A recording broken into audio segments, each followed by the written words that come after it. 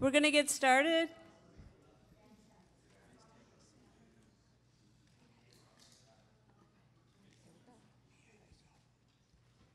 Good evening, everyone. Thank you for coming.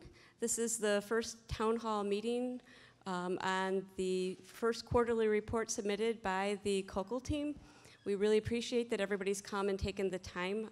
This is the meeting where most of the time is going to be devoted to listening and getting the community concerns. This is a really important meeting. I know some of the other COAB meetings, there's been limited time for community concerns because they're also business meetings, but for this meeting, we have a little bit of business to do during part of the meeting, but the majority of the meeting will be getting feedback from the community. So I want to introduce myself. I'm Amy Watson. I'm here with my colleague, Dennis Rosenbaum. We're the COCL team, and just wanted to talk a little bit about what our role is. We are, the team is the community liaison, so we are working with the COAB, chairing the COAB, and getting feedback from the COAB on our work looking at the compliance of the city and the Portland Police Bureau with the Department of Justice settlement. And this first report, really the purpose of it is to put into writing and allow what we've been doing, what we're looking at, and what our findings are to date in terms of the city and the PPB's compliance with the settlement agreement, so that the public, the COAB, can look at that and provide us feedback in terms of what we say in the report and what questions we need to be asking as we move our work forward to look at the compliance with the settlement agreement and make improvements in the Portland Police Bureau. So hopefully this will provide a structure to get that feedback, and we'll be able to keep ongoing feedback loops going so that COAB members can get feedback from the public. We also have other avenues such as town hall meetings quarterly to get that feedback as well. We have forums on the COCL COAB website where people can post comments in the public section as well. And we encourage people to do that so that we do get that voice of all sections of the community as we move this work forward. So I'm now going to hand this over to my colleague, Dennis Rosenbaum. Thank you, Amy. Good evening. First of all, I just wanted to say that you have hopefully available to you this first quarterly draft report. It's very early in the process, and it's too early to draw any definitive conclusions or to make a final judgment about the compliance of the Portland Police Bureau with any one of the specific requirements that are in the settlement agreement. Our primary agenda, as Amy alluded to, we were laying out our methods and procedures that we are using and will be using to evaluate compliance and to gain community input into the process. So it was an early draft. It's only a draft, and that's why we want your feedback and your comments. As I look back, I know there was some concern about the commentary in there on the COAB. I certainly did not mean to offend anybody by that, and I apologize if anybody felt offended by that. We are trying to bring focus and direction at a time where we were all going in various ways, and the forces behind the early start are, you know, there's a number of parties that contributed to that, and it's not the COAB members. Everybody here is doing their best and doing a great job, by the way. The COAB members have religiously shown up and participated in subcommittees and executive committees, and we greatly appreciate that. I want to introduce someone. We've spent a long time looking high and low, searching hard for the best and the most appropriate replacement as the chair of the COAB. And we were looking for someone who is widely respected in Portland and throughout the state of Oregon, someone who people respect and look up to, and someone who is a big advocate for social justice, someone who can make sure that everyone's voice is heard from all marginalized communities in Portland, someone who spent many years fighting for equity and justice. And we also want someone that is knowledgeable and speaks with authority and can help the COAB continue on this path of achieving at the highest level that it can achieve, which is very high, the ability to keep all of us up to date on how the community feels in Portland and advise us and give us direction on the recommendations we're making. And that person is Kathleen Sadat. So I want to introduce her, and please welcome her. She's a wonderful member of the community. Thank you. Good evening. Good evening. All right, I heard you that second time. I wanted to say a little bit about myself and why I want to do this. Okay. I am passionate about justice. I'm also passionate about democracy. I'm passionate about being involved in shaping my own life and the life of my community. And that is one of the things I learned living through the era of Dr. King. I care about what happens with this effort. It has national eyes on it, not just on what we do together and what the product is. Sounds like this isn't working. Can you hear me? Yeah. Okay. It sounds like you can't hear me. Okay. All right, I'm going to take some stuff tonight, huh? This effort is being looked at on a national level, but not just at the paper or the document that will come out of here. People are also looking at how we treat one another in this process. And it's important that we remember that respect has to be one of the fundamental bricks in this foundation. That means all of us. If, in fact, you don't think this can work, I would ask you why you're here. And if you do think it can work, I'm asking you to put everything you can into making it work. I'm going to call out the big elephant in the room: lack of trust. I'm not asking you to trust anybody. I'm asking you to have faith in your own ability to make your voice heard and to involve yourself in the process, and through time, you will learn who you can and cannot trust. Trust is built on history. Maybe faith is a better word that I want you to have right now. Belief in something that you're not quite sure of sometimes. So I want to bring to this event this wonderful opportunity, this wonderful chance to make a difference in the lives of so many people in our world and across this nation.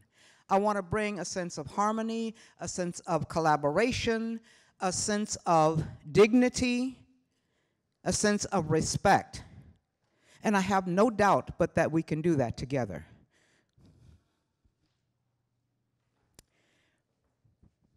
I'm going over here to look at my agenda. I see my role as, first of all, I'm a subcontractor to the COCL. I am a paid employee. I am not a volunteer. And I don't want anybody, well, whoops, there it is. I'm not gonna hide that. I think it's important that you know that. I see myself as an information conduit. When necessary, a translator. Sometimes the bureaucracy doesn't understand the language of people. Sometimes people don't understand the language of the bureaucracy.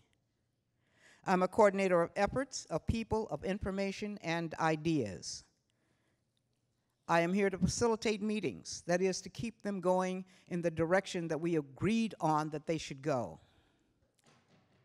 I'm here to help develop structures that make things work. I'm here to help coordinate the work of the Portland team, to meet with stakeholders, to listen to problems and help solve problems with the public, with the COCL, with the city, with the police. And bottom line, I'm here to work hard to ensure that every voice is heard. That every voice is heard. Now, every voice may not be heard all the time or at particular times and places, but we will find ways to get voices heard and included in this effort. Okay, I'm going to turn this over to Amy for a minute to talk. She's going to tell you where everything is because I don't know. Good evening.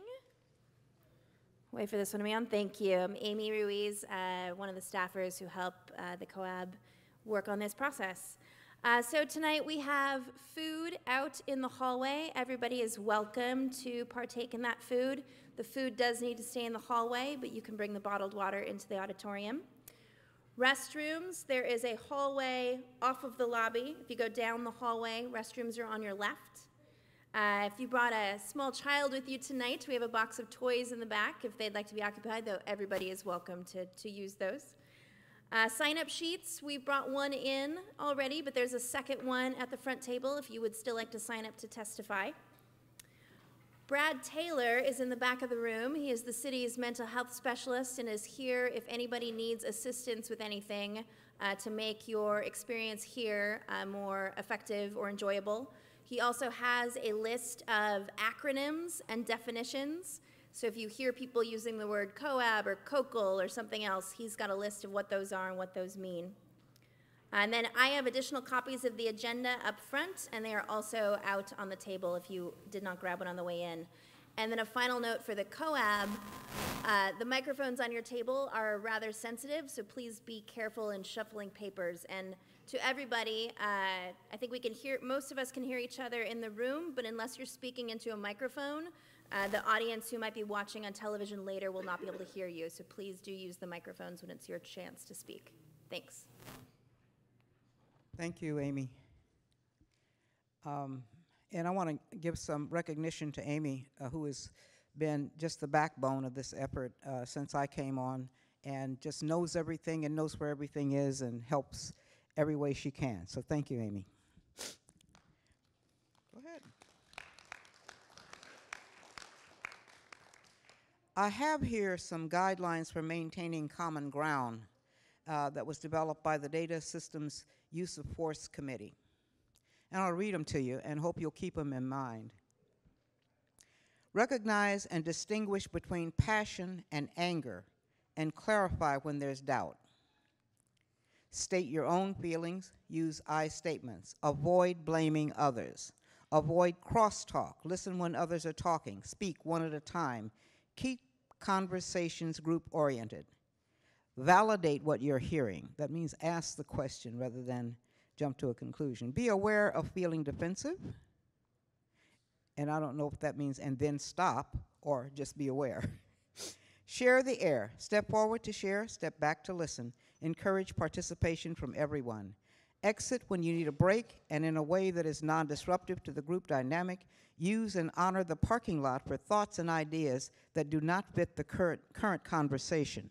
And we don't have a parking lot up on the wall right now. Well, maybe if you could keep a parking lot list of things that we're not going to. Okay, thank you, Amy. So those are the loose guidelines that we have for containing ourselves. The next item on the agenda is the COAB introductions, and they will do the first feedback on the document.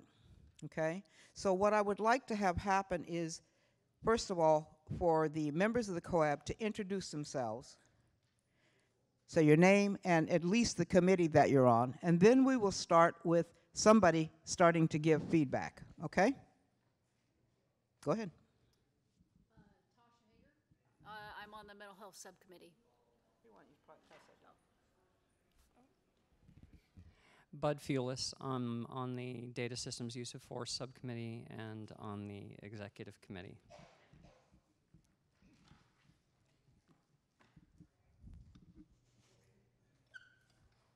Hi, I'm Philip Wolf, and I'm a member of COAB, and I'm also a member of the DAUFCS committee, and as well as the Executive Committee.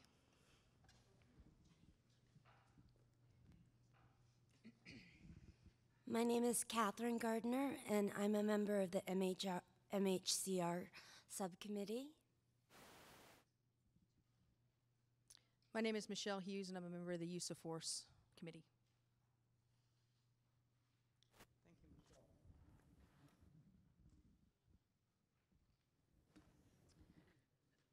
Good evening.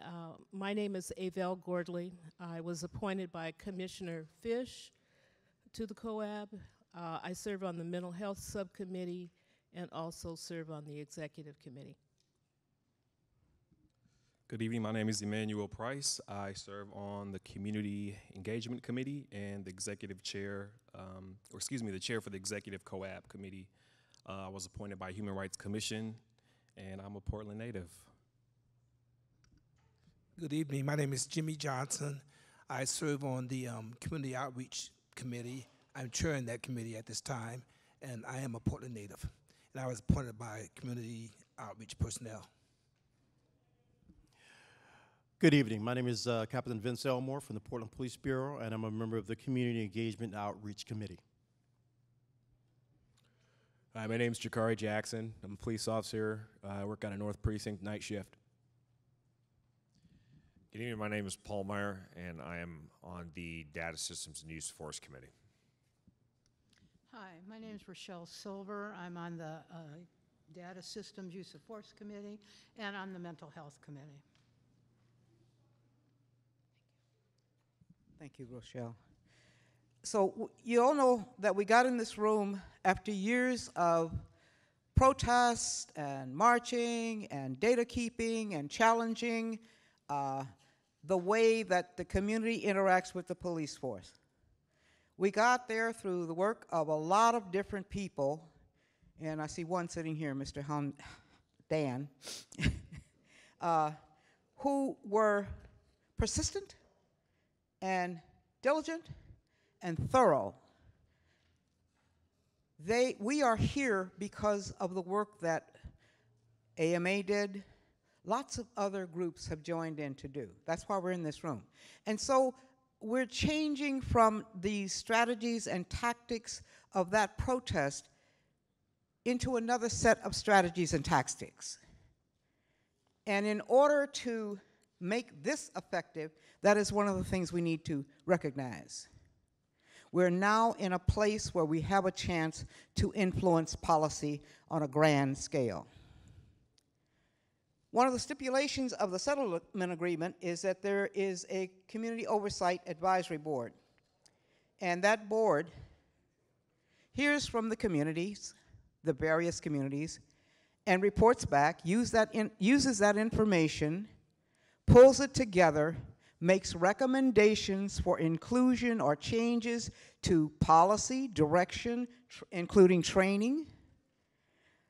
So this board is a voice, or voices of people who live in Portland.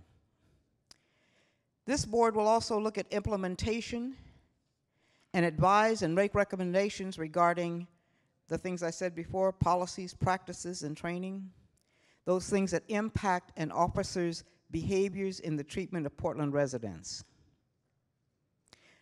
Another significant responsibility of this group is to communicate with the communities and let people know about the progress that we are making. Okay? So, all that said, the primary focus of tonight's meeting is commentary on the first draft of the quarterly report as put together by COCO. That is what we're going to talk about tonight. If there are things that you want to talk about that don't fit into that category, I'm going to ask you to ask Amy to put it in the parking lot. Okay? The initial timing, is 4 minutes. I will be really on top of that. And we're going to start with the COAB members. Does anybody want to start?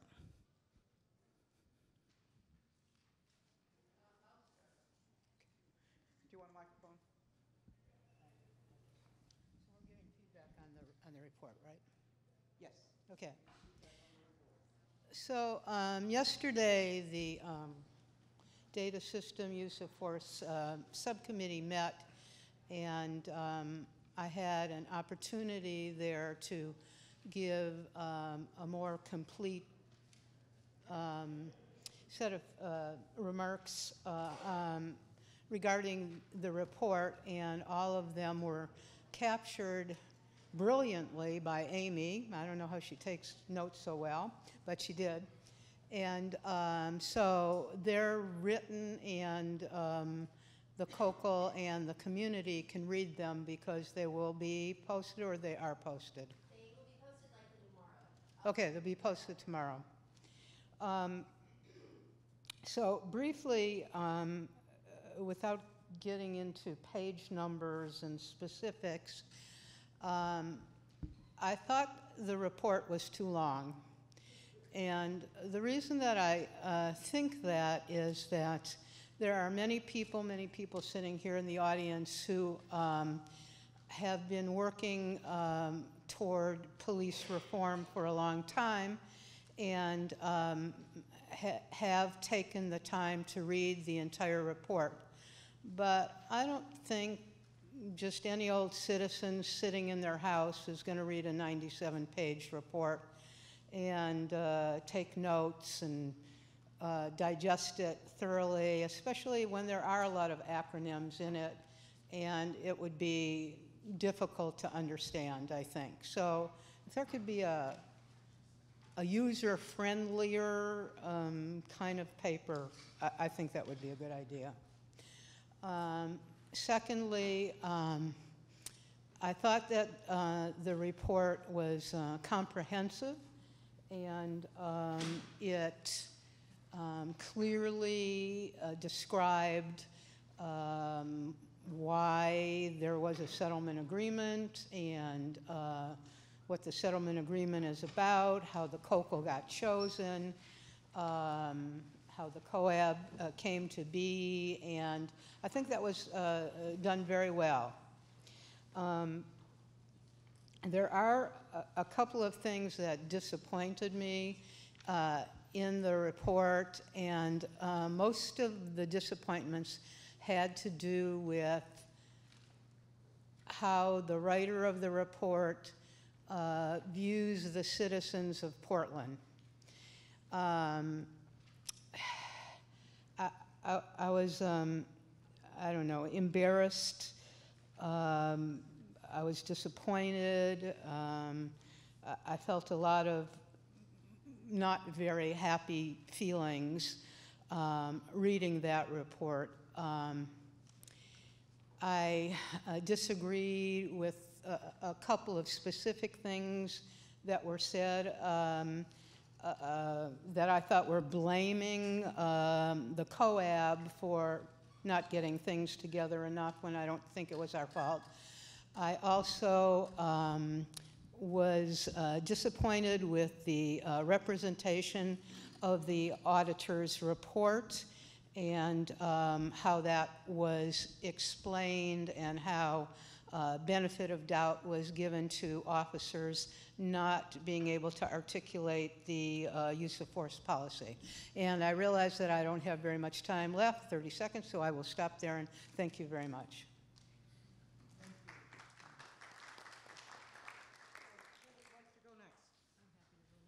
Okay. Thank you. I would first like to say that I would like to be identified with the comments that were made by my colleague, Rochelle Silver. Thank you. Just some observations. I think it would be very helpful to have provided a list of stakeholders, the stakeholders that were interviewed for this report. That would help us see where there may be gaps in where and how we are consulting with the broader community. I'm concerned that through the way the settlement agreement is written, and given that we have a scope of work focused on training, I'm questioning how we will also look at the issue of hiring, how we hire, who we hire, the interview process, making sure that that piece gets connected to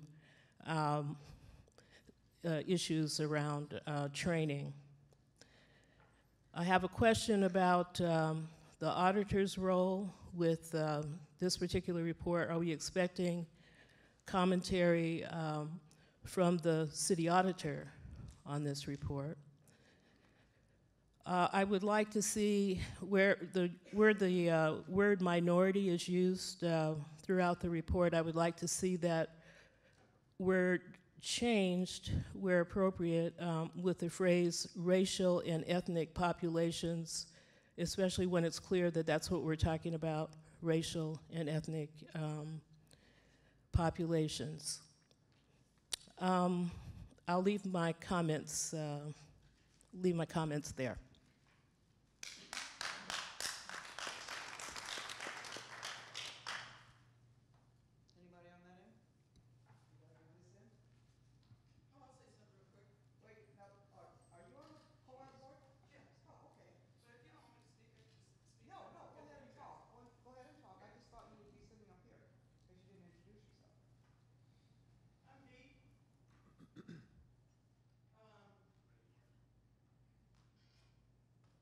Test. Hi, I'm V. I wanted to commend the COCO for dealing with an already late settlement agreement. I understand that you guys have, just like the COAB, has dealt with jumbled calendars. And I don't in any way want to be a part and party to assessing any sort of blame. I think that we can work together in a more cohesive manner so that we open up the communications between the people that have information and the people that want information. I'm just trying to be real pedantic about it. I appreciate all of the work that's been done, and I know that you guys are from Chicago, but frankly, I don't care because you guys have done an outstanding job. At the beginning, I wasn't sure because obviously I didn't know you guys, right? And I was mistrusting. I come from a population, the mentally ill, who are actually the aggrieved parties in the settlement agreement, and who have to go through 11 doors and 23 hours of solitary, who actually seriously suffer. One has already died, and one has just gotten out of critical care. So I appreciate your professionalism. I made a mistake about the PSU team, and I want to publicly acknowledge that, and I stand 100% beside your decision to use them. I understand that they're used across the nation, and I will work hard to make amends to that effect, because I take responsibility for that. It's important to me to impress upon other COAB members that our work here is very clear and succinctly, pretty much, laid out in the settlement agreement. And I look forward to working with the COCO team going forward. I understand when you don't have all the information, and I speak professionally now, that communication styles can tend to be seen as us versus them. I'd like us to work together to get beyond that. Thank you for your time.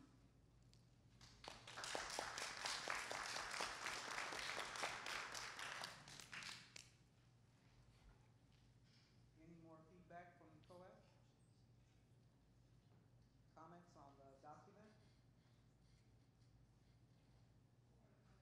Can you speak up, please? So I was reading through the document, and it's, I mean, near 100 pages, so it's really in depth, and I think it's very well written. I do think that, but for the general community accessibility to read this, I think that's a little bit of an issue. But everything is there, and I'm understanding that, I mean, this is the first quarterly report to come out, and I do understand that. So, and I trust that the next report, for the next quarterly report, will be more information and have more details, and after more of the feedback comes out. And I know that we couldn't do this in the first for the draft, so we're getting more feedback now from the audience, and I'm hoping to see more audience come and offer more feedback to add more details and more discussion for this. But I know and understand that this is the first one, and I am impressed with it. I do have a concern with this report for the city, like the city feeling, and I'm hoping to change it to community feeling. And there's professional statistics and analysis, and I understand all of that. So I guess I'm looking forward to more in-depth discussion related to the mental health issues, because I feel like this is a pretty superficial and basic report for the mental health issues. So I'm hoping there will be more meetings with mental health professionals and figure out how we can add more of those details into this report. But it takes time. It's a process, and I trust that this will, get better from here on out. And I am impressed with the work, and I'm hoping you'll encourage more people to come out and get more feedback. And that was all to my comment.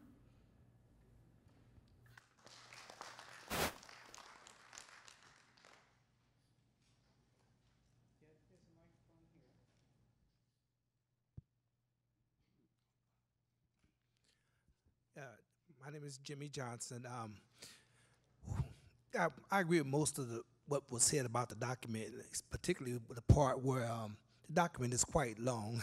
It's extensive, but it's the first. It's one of the first ones, and I think it'll get better. We'll get better with it, or Coco. But one of the things I was impressed with in the document, that struck me in the document, was some of the last parts where they suggested some possible ways that City of Portland and Portland Police Bureau can do things to probably make things better for the community, as well as the Police Bureau itself. And that's kind of like talking about the community policing piece and some other pieces in there that where we can all build trust around one another and work together with one another. So that part I was pretty impressed with, and again, the length was a little long, I thought, but I thought it's pretty detailed and kind of explained some things. And this process is is a pretty it's not an easy process, because as we're up here talking and trying to facilitate and chair work with them breakout groups, we get a little off our own selves and we are citizens of Portland as well. And the way I look at it is, everybody in here, I know we're all citizens of Portland, so it's definitely not a us versus them or a they versus us. It's all of us in this together, like we're on the same ship. Well, if it goes down an iceberg, we're all going down too. So, but with that being said, I'd just like to say the document was, like I said again, a little long, but a lot of things in there I can see are very doable and very workable, but it's going to take a cultural shift. It's definitely going to take a cultural shift between everyone involved. So, and I think that's, again, a process. So, thank you.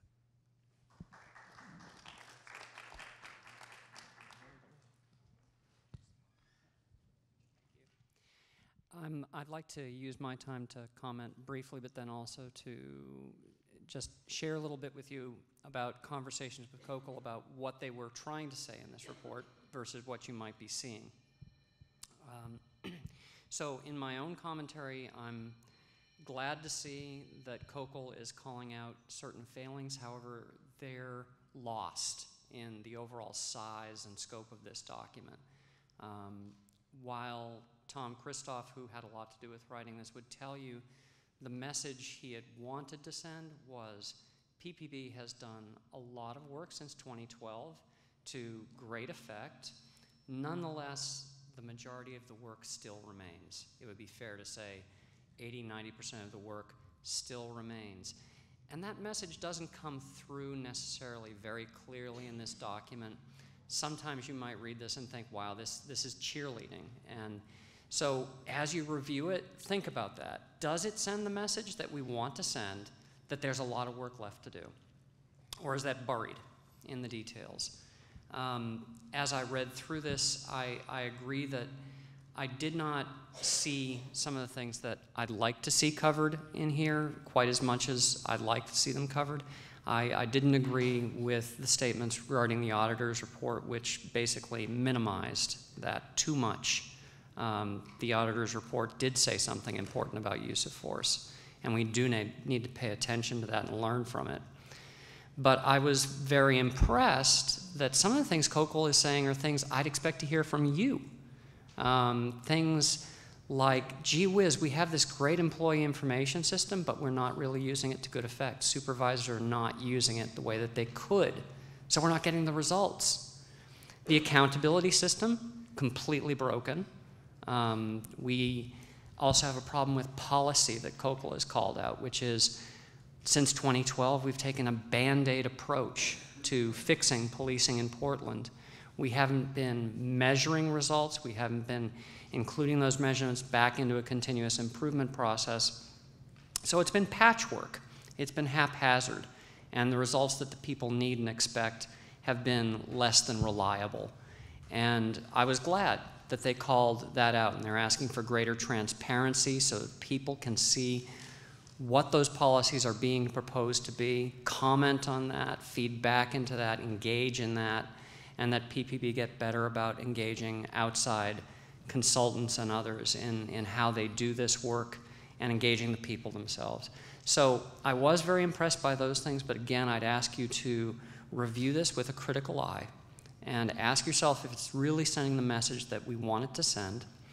And regarding Rochelle's points, which I agree thoroughly, I'm going to work with Tom Kristoff to put together a presentation that really boils this down to basic points. And then I'll try to set up time at the Multnomah County Library and other libraries where you and I can sit down and chat and talk. And if I can answer questions for you, then I'll do that. Thank you. Anybody? More comments? More feedback? Yes, we have time. Okay. Thank you. Just looking back through my notes, a couple of other pieces. I looked for a reference to the need for culturally competent responses and the use of culturally specific providers when responding to folks who may be experiencing a mental health crisis. Again, my overarching concern is that we be sure to include and highlight the need to train for cultural competence and to make sure that we are that we're aware of and are using culturally specific mental health providers. These are issues that our mental health subcommittee is definitely taking a look at.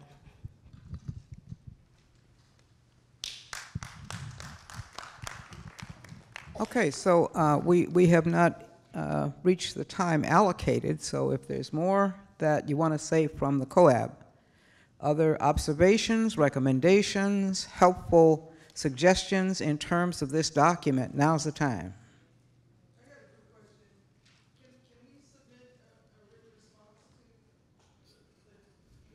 Yes, up until I think it's June 13th. Yeah, that's a Saturday. And Amy will tell you where to submit it. But yes, and you can do comments online. Yes, and I'm on the forum, emailed in to Rosenbaum and Watson LLP at gmail.com. There's also a paper form at the front table that you can fill out with feedback on the report or on tonight's forum. And you can hand that in or mail that in. There's an address on there as well. And then there's a public forum on the website, which is cocal-coab.org. There's a public forum at the bottom of the forums page. You do need to create an account, but then you can submit your comments there for everybody to see.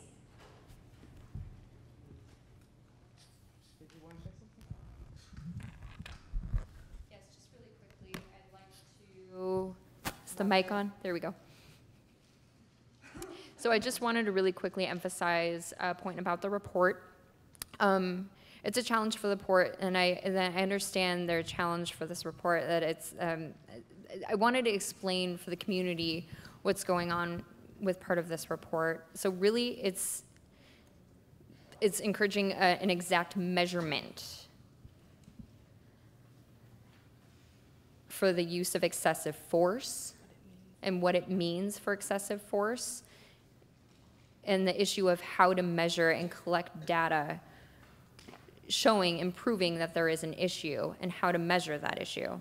So that's one of the challenges here. And again, we really need the community feedback and us to work together to figure out and come up with a way to measure and develop a better measurement to do an analysis of this data.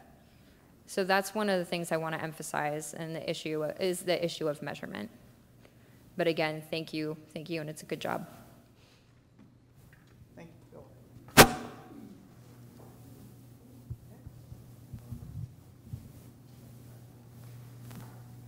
There was something in the report near the end, I think, that I wanted to comment on. It was something that I really liked and would like the COCO to expand upon it if possible.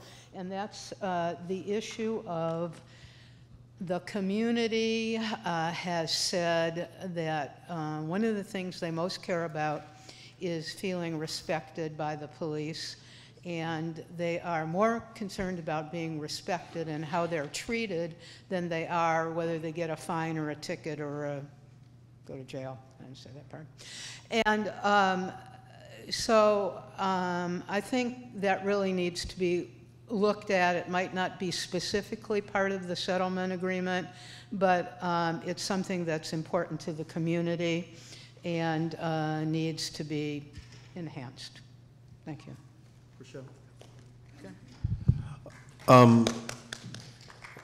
Rochelle, I agree with you, because respect is very important, and it goes two ways. You have to be involved with the community and understand that, and I see a lot of my mentors sitting in the room, like Joyce and so on. And the respect aspect is what youth tell us all the time, that when they are in contact with police officers or have interaction, they want to be respected also. And that's one of the points that they bring to us when we work with the groups and so forth and meet with them, like some of the groups out of this area, Boys and Men. They impress on us that that respect part is very important to them. And it is, whether you get a ticket or not, it doesn't matter. If you go away, in fact, there have been times where I've had officers that have given tickets to individuals, Rochelle, and they have said thank you, and they go about their business, and they have no issues. But the respect part of this makes the interaction very difficult, and it leads to other actions and so forth that are not very productive. So thank you for bringing up that point. I just want to say one tiny more thing, and that is that respect is more than putting the word sir or ma'am in your sentence. Yes.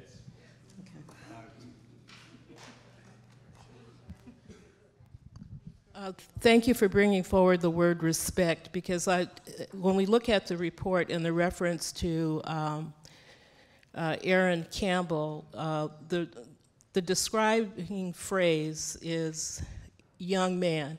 He was a young black man, and that is a part of the story and a part of the picture involving what happened to that young black man. The phrase following that statement goes on to say minority. I don't have it right in front of me, but it says something about minority. But again, it takes us back to the need to be explicit in the way in which we describe who and what it is we're talking about and what our concerns are, what our priorities are. Okay. More comments? You want me to call on you? Okay.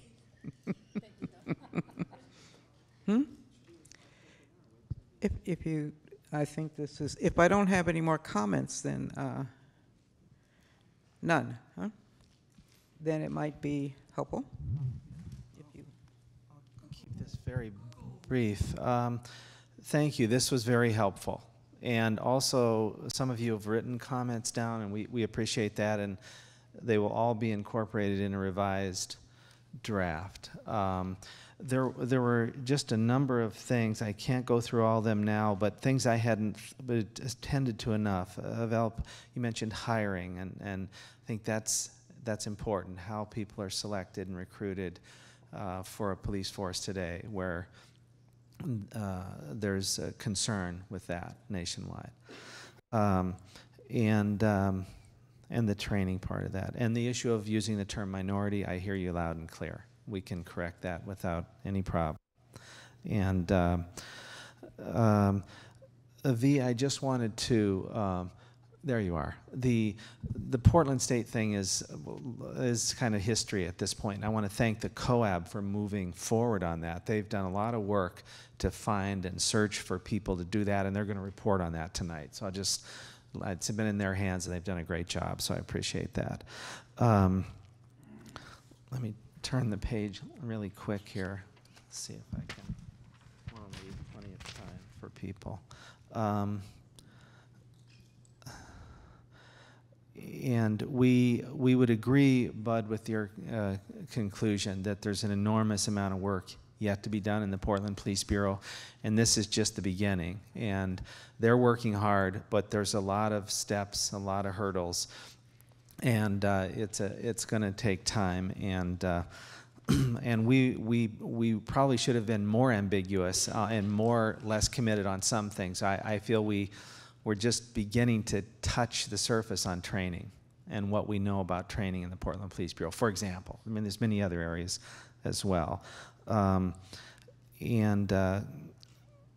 Amy, I know you probably want to agree with Val on the cultural competency issue with the handling of the mentally illness incidents. But that's it. But thank you. But all of your comments are great. I just want to say that we will incorporate them, and we look forward to hearing from the community tonight as well. Thank you, Dennis. So now it's time. Do you want to take a break? No, I heard keep going, and then I heard yes. So whoever wants yes, go ahead and take your break, but we're going to keep going. Let's go with the public input here.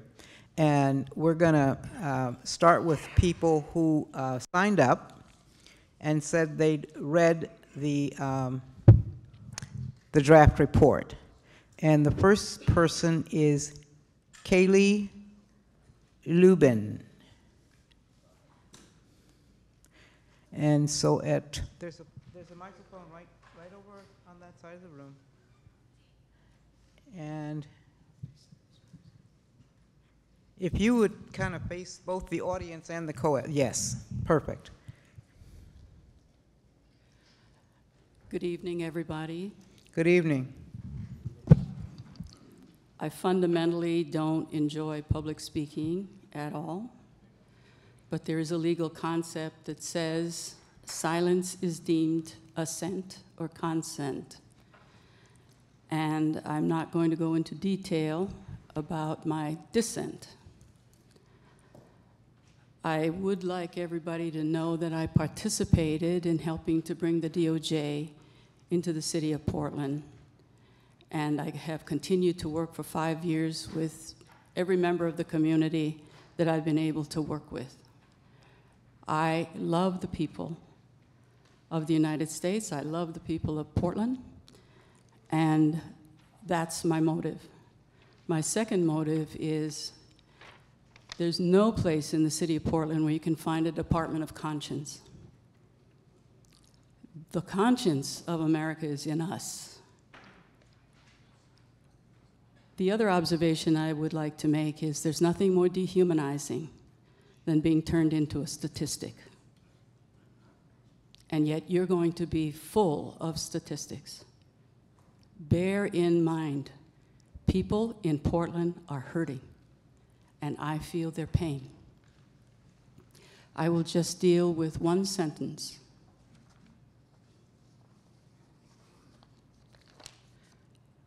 There has also been considerable pressure on COAB members from outside groups to pursue an activist approach to police reform versus a collaborative partnership model.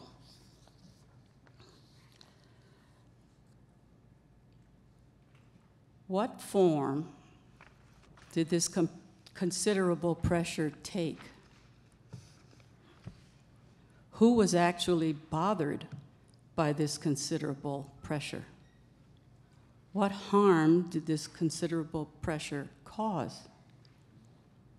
How many COAB members complained to the COCL about this considerable pressure? Since the only outside groups are from Chicago, is it possible that the COCL, from a different political culture, has misunderstood what Portlanders are saying to one another as neighbors? Were COAB members actually intimidated or molested by this considerable pressure?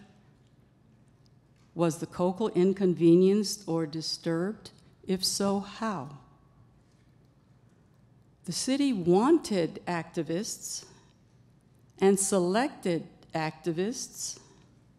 So how does activist become such an insulting term of reference? Would the COCL prefer passive citizens? Really? How would that help? Who would that help? And what exactly is a collaborative partnership model that is found so lacking among us neighbors, working together for years, some for decades? And finally, did the COAB receive harmful information from the community when members reached out into the community for help in the absence of support from the DOJ, from the City of Portland, and from the COCL?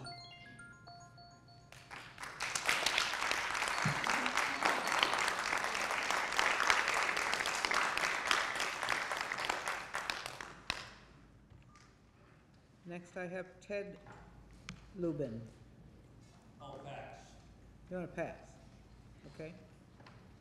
And Brayfield, as read by Brad Taylor. Is Brad in the room? Oh, there he is.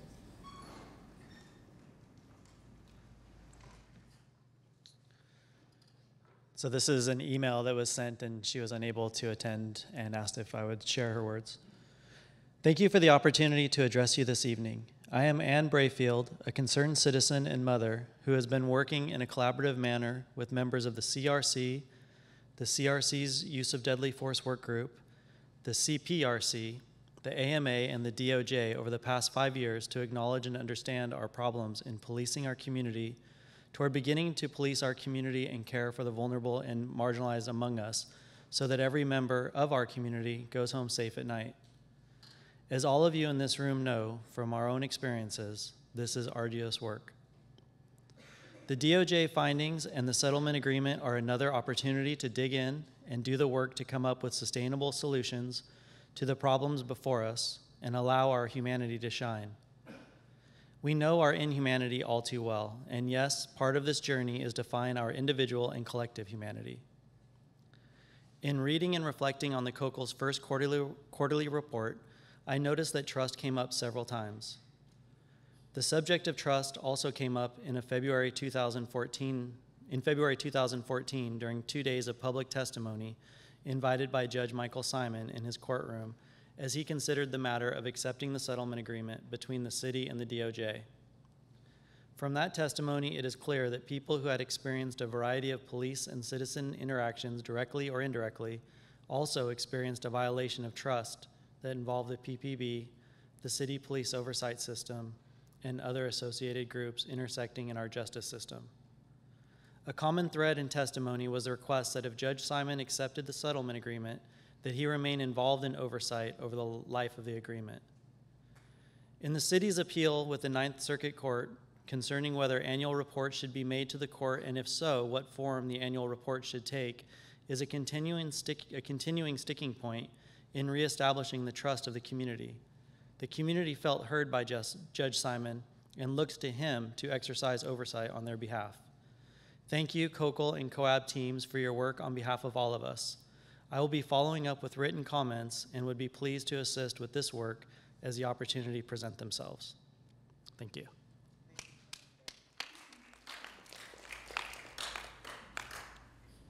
Trudy Cooper.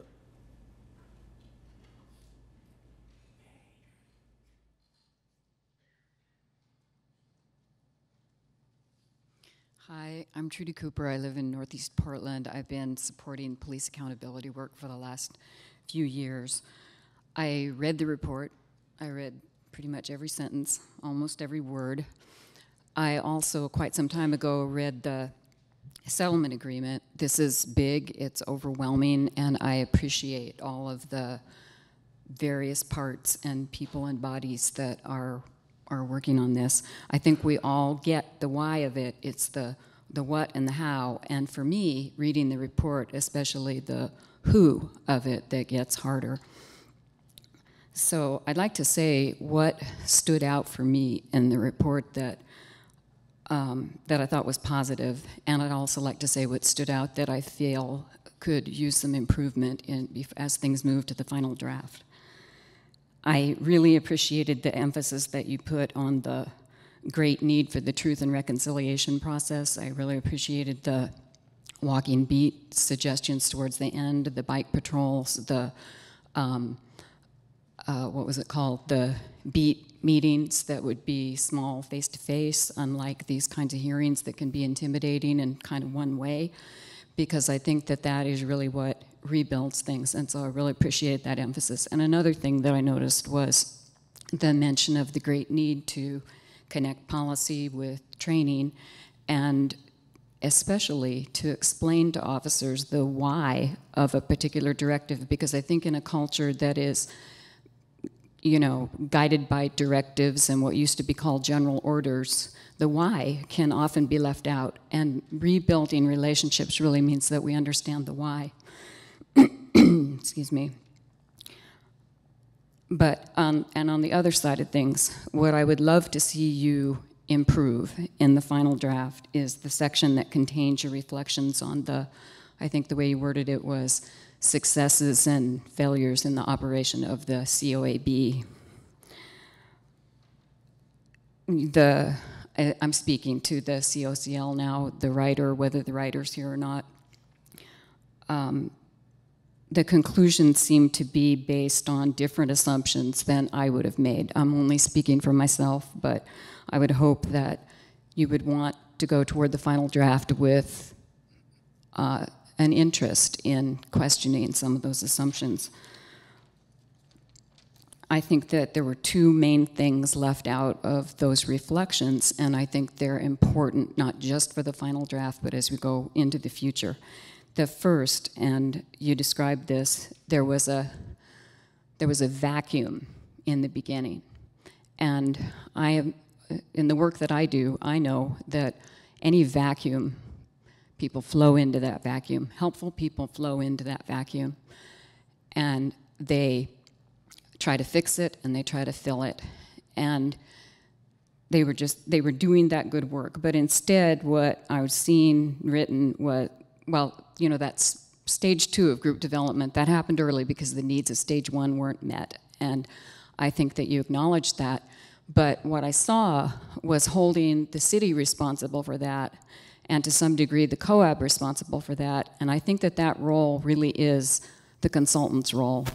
And I haven't seen the COCL's contract, but that's a strategic, visionary putting in context the entire national context. That's not the work of a temporary administrative assistant. It's not on the order of booking a room. It's not housekeeping. That was the direction that needed to be set in the beginning. And so for the future, for building trust, I think it's really important that going forward, that everyone is taking responsibility for whatever the missteps are and whatever are the mid-course corrections that need to happen. Thank you.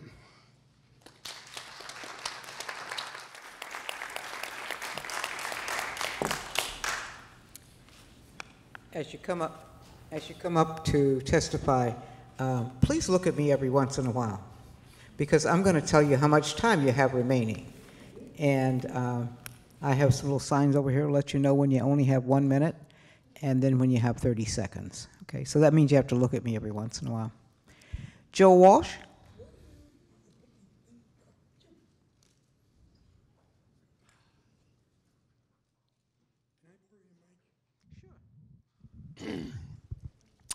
My name is Joe Walsh. I represent Individuals for Justice. There are a lot of people on this committee that I really like. I like many of you.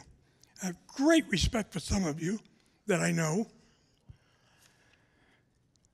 But I think you're going to fail. And these are my reasons.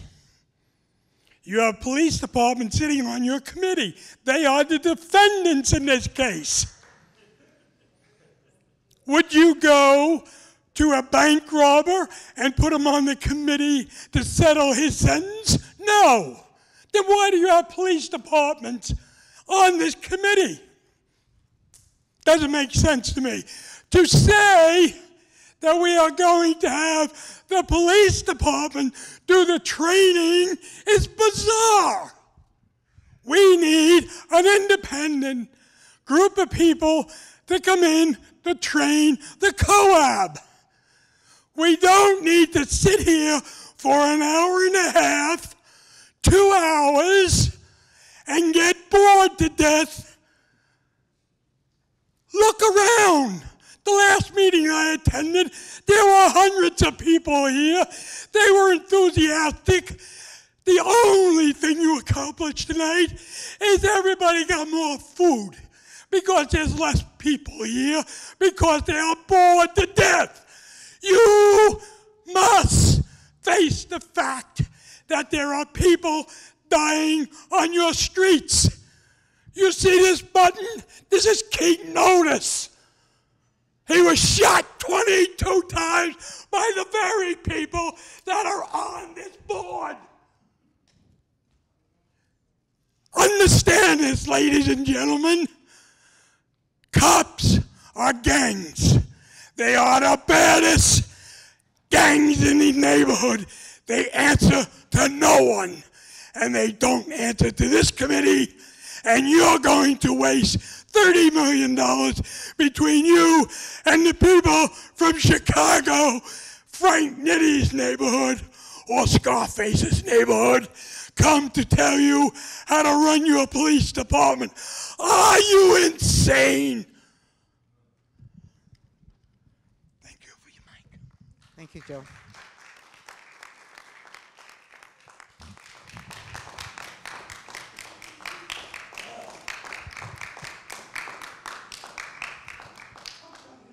Dan Handelman.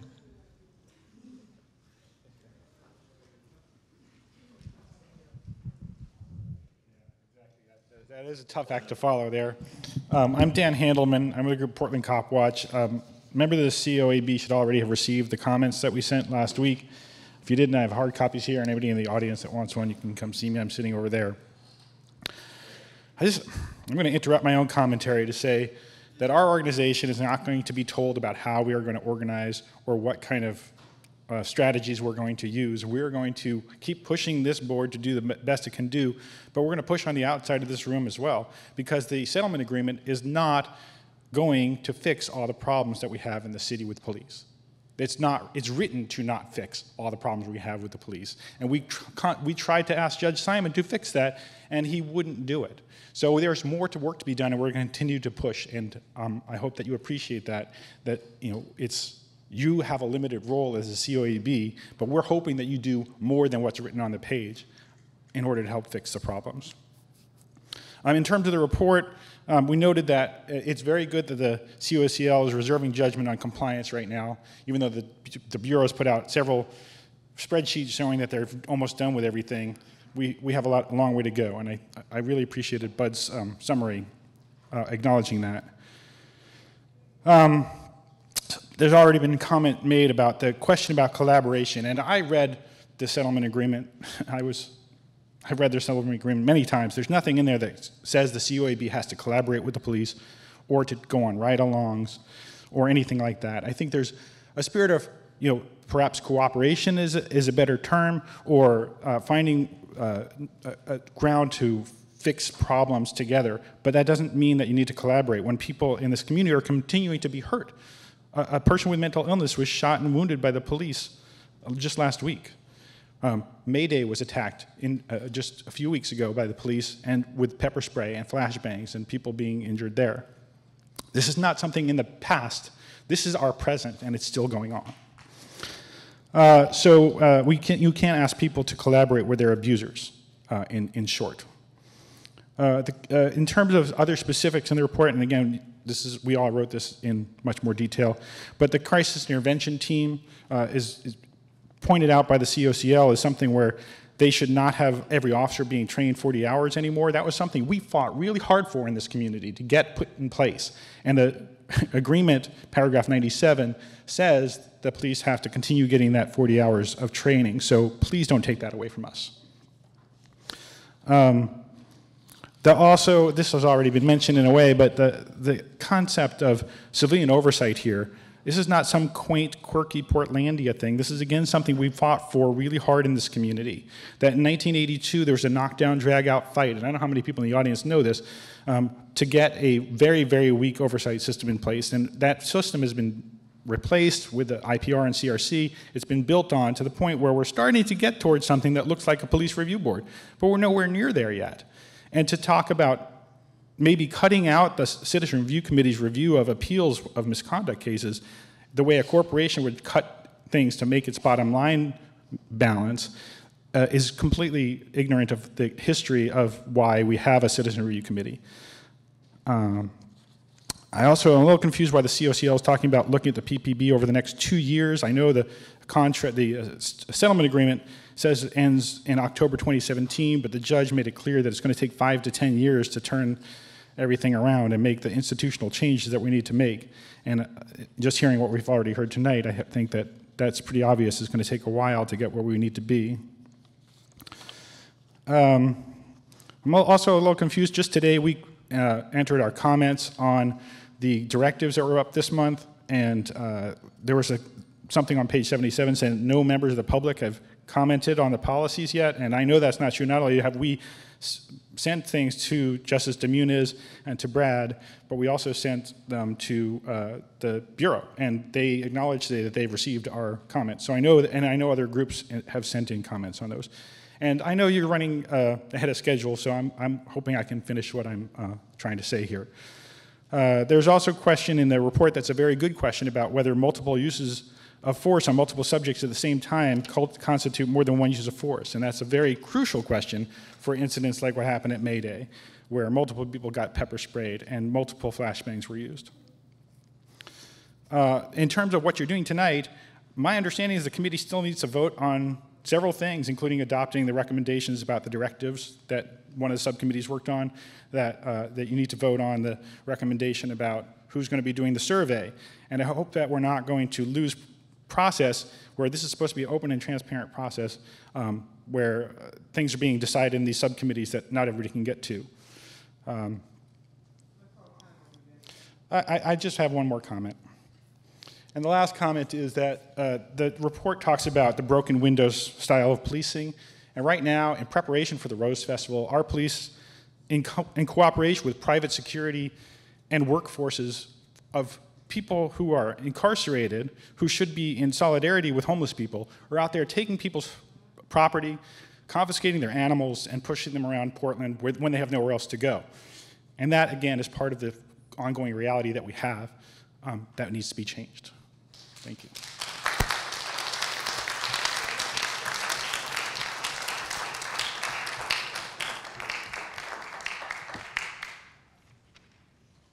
Teresa Rayford.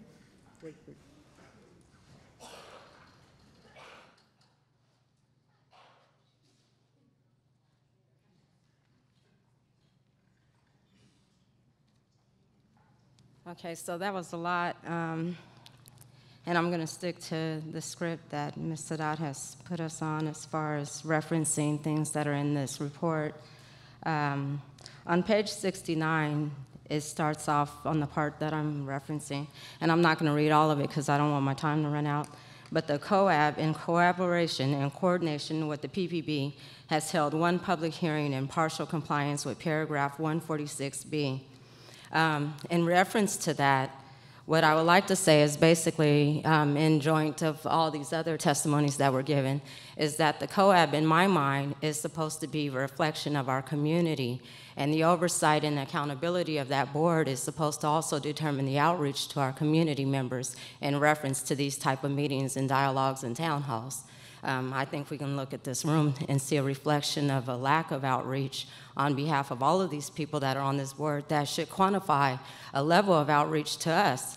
I'm concerned that if you're not reaching out to us and you're not bringing us to the table, that you're not a clear reflection of the community that needs to be served through the findings in this Department of Justice settlement. And then also in reference to the way that this meeting started in the introduction of our new COCO, in referencing containing ourselves in respect and words like that, I'd like to say that we're in a room full of people that are standing up for the human rights of people who have lost family members and who are victim survivors of police brutality and custody deaths and excessive force. So to ask us to contain ourselves and to reference this board and the members that are also a part of that group that has created a brutal environment for our society is kind of an insult to our humanity and was part of the rage that came out in the first meeting that we had that's referenced in here that was unplanned and planned fast and ineffective. We're not here for PR. We're not here for public relations on behalf of the City of Portland or the police department. Community members are here because we want to support this process. I was happy to hear the reflections from the COAB members that did speak on our behalf, and I would hope that you guys would go ahead and put some amendment in there or review what you have and make it a desire that all COAB members speak to the community in regards to reports like this, because we would like to know their thoughts on these findings. And I don't know if you could process an essay or something that would be given to us that we can take in writing, but I think a reflection of your voices on the record and reflection of our needs and wants and the desires and the input or the experience along with us, your direct engagement would be reflected in your thoughts in this process as well. So thank you.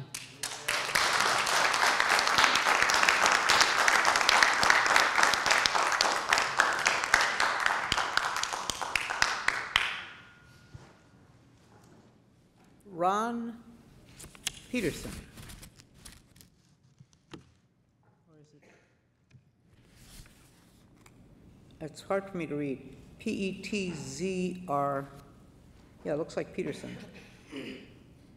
No Ron Peterson? Paul Fishman?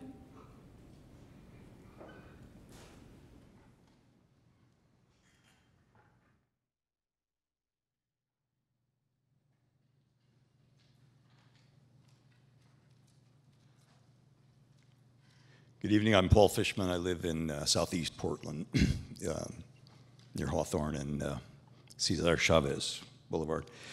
First, I want to thank the members of the board and the public and people who have been working on subcommittees and the COCO team for accepting this incredibly daunting challenge. And it's a tremendous amount of hard work, so I think everybody appreciates that, and hopefully you hear that from people. I've read the document. It's a good draft. I don't have a lot of comments at this point, but I think the comments I'm hearing and that I know people are submitting, the draft will get a lot better and the final report will certainly be much improved in those areas that people are concerned about. I've been coming to as many of these meetings as I can, and you know, I recognize there's a tremendous amount of anger and distrust in the community, and hopefully working together as a community, we can find a way through that over time and make the improvements that are greatly needed in the police bureau and in the community as a whole, and achieve the goals of the settlement agreement and beyond. I want to just have one comment about a specific item in the report. I believe it's on page 80. There's a reference to a policing model, respectful, engaged policing. And I want to point out to the COAB and the COCL that if you have not gotten information about a pilot program that was started by Central Precinct last summer, where they put they built a unit of 10 officers, including a sergeant, and they parked their cars every day and walked 3 neighborhoods, downtown, Central East Side, and Hawthorne. And what the officers described to us in the community was that they were doing relationship policing, whatever name you want to call it. I think that model exists in that pilot program. The goal of the officers was to get to know people on a first name basis. They did a very good job and are continuing to do a good job. Merchants, residents, people on the street, and everyone in the neighborhood where this patrol is operating quickly came to realize that when they saw a police officer, when they were approached by an officer, it didn't mean that they were doing something wrong. It meant that they wanted to check in, see how we're doing, get to know us, tell us who they are. It's what I call community policing. And Mayor Hales made a verbal commitment to us that this would continue and that he would look for ways to expand it into more neighborhoods in the Portland community. So I hope you've heard something about that model. One comment an officer made to me was that he said a lot of other officers who heard what he was doing said, "Are you crazy? Why would you get out of your car? People hate us." That's very telling. So we've got things to fix in this community. Okay, that's it. I'm done. Thank you very much.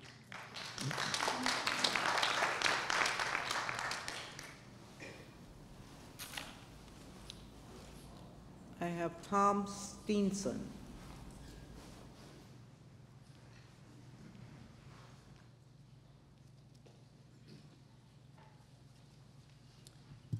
I live in Southeast Portland. I'm an alternate to the COAB.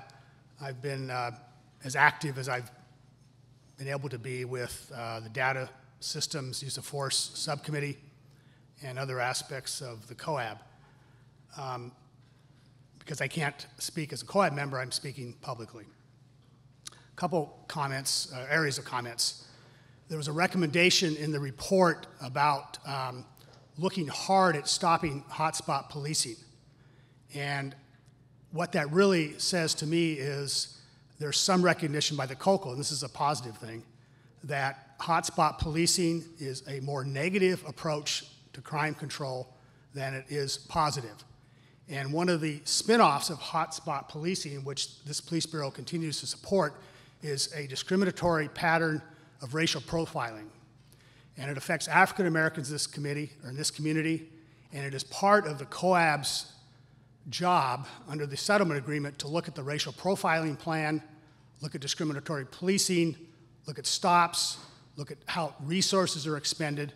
And I urge the COCL, which ignored those kinds of responsibilities that the COAB has, to include those in the redraft of the report so that it's recognized that the COAB should be attacking those issues, and specifically there should be an end to hotspot policing and other gang units that are harassing primarily young black men in this community.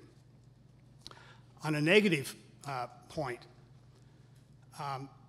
The city, for years, has dismissed, from my point of view, the community voice when it comes to policing. There have been stakeholder groups. Portland Cop Watch weighs in. The League of Women Voters weighs in. The ACLU weighs in. They get sued and they apologize, but they are dismissive of what the community has to say about how this police department should be run.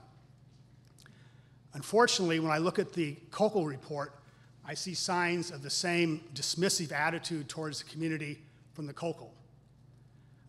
Two things jump out at me. Number one, or first, they were very dismissive of the auditor's report, which spent a considerable amount of time interviewing people, making observations, and coming up with conclusions about the failures of the training division to provide the training on use of force that this community deserves and its police officers should have. Secondly, and even more troubling, the COCO, and this is not the first time it's taken this position, and I know there's been some reference to it already, and probably more eloquently than I can do, has taken the position that there are outsiders, and that may be me, because I'm not in the COAB. It may be the Portland Cop Watch. It may be the League of Women Voters. It may be the Hardesty Consult people. I don't know who it is. It is insulting. It is offensive. It's against the whole notion of listening to the community. And more than just saying to you that it's wrong, I think you need to identify who these groups are, who these people are. Because if you're not trusting in them and you're rejecting them, and somehow they're influencing the COAB inappropriately, we should know about that. Because it undermines your credibility, your ability to operate in your position if this community is left with the notion that you're distrustful of unnamed people or individuals because they're activists or they have some opinion that may be different than yours. And I think you need to come clean and tell us who you're talking about. If there's some dangerous population out there that's influencing the COAB, let us know. But I don't think that's what's going on. It's offensive and it needs to stop.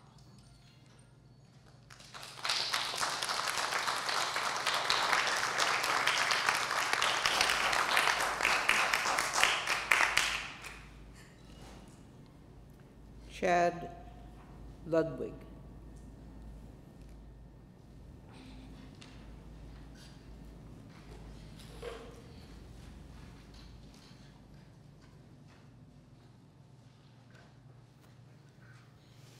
Hello, everyone. My name is Chad. I'm deaf, and I use American Sign Language to communicate, and I'm using that to communicate and talk with you today. My role here is that, well, really, before I get to my role, is I live in Southeast Portland.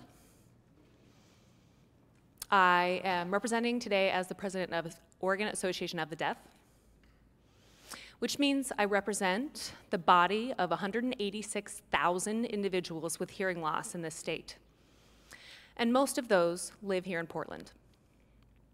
So I really want to focus on that population with mental health issues, which we need to include really as part of this process.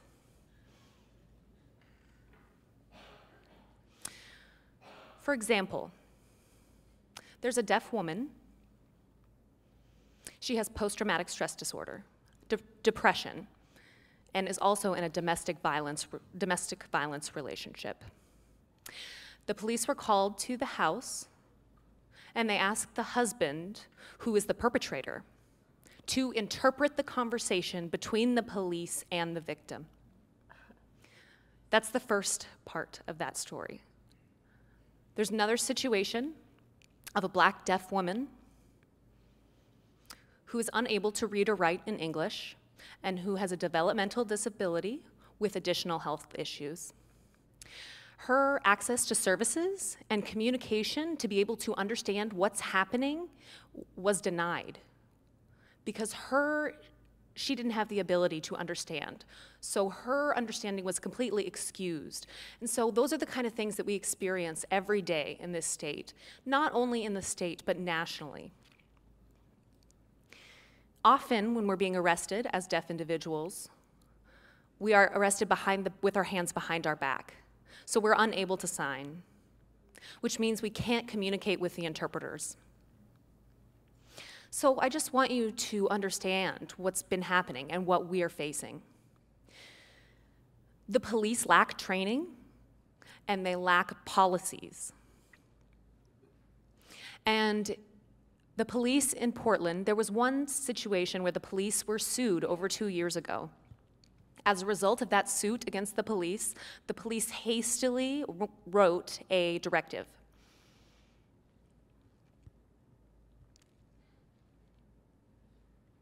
Directive 640.36, and that's communication with people with disabilities. That directive was half-assed, was really written half-assed, and the police did not include the community. They did not ask us for our input. They did not work with the deaf and hard of hearing communities at all. And half of the report, we see ourselves, in that report, we see ourselves as victims again, in a situation where we deal with the police. Research shows that mental health in the deaf community is proportionally higher than in the average community or hearing communities. So I was wondering if you could help us address that need. If you recognize that need, and you recognize that we can have an earlier conversation, like before you mentioned the word minority, and you preferred to focus on racial and ethnic populations, or if you look at the or if you would consider including linguistic cultural, or individuals that represent, or individuals with different backgrounds. Often I feel that the deaf community is not thought about, and that American Sign Language isn't thought about, and that is a primary mode of communication for many people.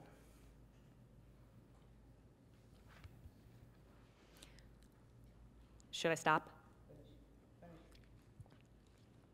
Okay.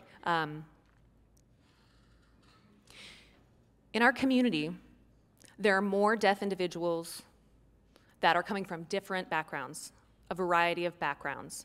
Not only white, but many deaf individuals are from different backgrounds and of different races and experienced 4 or 5 or 6 different members of 4 or 5 different oppressed groups. And there's continual oppression against them. And there's continual band-aiding of this problem, and it hasn't really been addressed, the true problem. So that's where it needs to stop. And really, we need to address it fully. Thank you.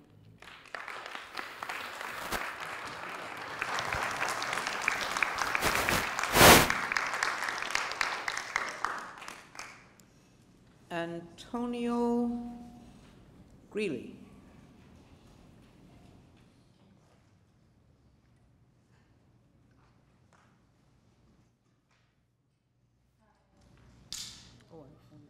Hi, I'm Antonio Greeley. I am a student here at PCC, and I'm the president of Don't Shoot, Educate. And I just want to say, like you guys say, I believe you're the chief, you said you were, that respect is a two-way street. If respect is a two-way street, then I feel that you can't tell me that it's a two-way street when it does not come 2 ways. As being a black male that's, I live in the North, and when police drive me, they automatically stop me. You don't teach us our rights. You don't tell the youth, oh, this is what you can do. This is how you approach something. So until you can teach me how to approach a police officer, then don't tell me it's a two-way street, because it's not. It's a one-way street. You come at me one way and you want to say your authority. Yes, there is authority, but there's a way to also treat those who are not in authority. You guys also said that I feel that you guys need to go back and look at the police and figure out what we can do better, because what you guys are doing is not helping. The way that you're training them is not working. So there's a problem that you guys don't want to address, but I'm going to address it for you. Aaron Campbell, Kendra James, James Chassie, Keaton Otis, Christopher Haley, and right now that is currently happening, Michael Harris. maybe you guys didn't know, but you still don't see that there's a problem? No one wants to sit here and address it, and you guys want to sit here and sit on this board and say that you guys are going to come to the community and fix the problem, but you're not fixing it. The problem is the police. There's something that you're training them that they're not getting. This is happening across the nation. Are you guys gonna do something about it? Like your sergeant, your lieutenant, your chief, nothing's happening. I'm not seeing any change. I've had a lady come up to me today and say she just fears for her life when she sees the police. Half of the kids nowadays that you guys consider as gang members and, you know, just problem children, they have problems at home, but when you see a police officer, they don't know how to address them. You guys sit here and say, okay, give me your driver's license, and you want everybody in the car. Tell them the truth. Go to SCI, the Boys and Girls Club, the YMCA. Go to colleges and tell them their rights. Teach them their rights. But since you guys won't do it, I'm going to make sure that I'm going to do it because my people need to know what they need to know.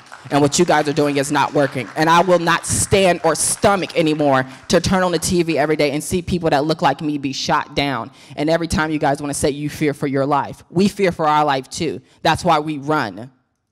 We fear for our life too. And it's not right that you guys can get away with murder because you fear for your life. I'm not saying that you guys don't fear for your life. I understand that you're putting your life on the line to protect and serve. But learn what protect and serve means. Protect and serve your people. Don't protect yourself and serve yourself. You are protecting and serving the community. There is a difference. And best believe I'm going to make sure you know it one way or the other.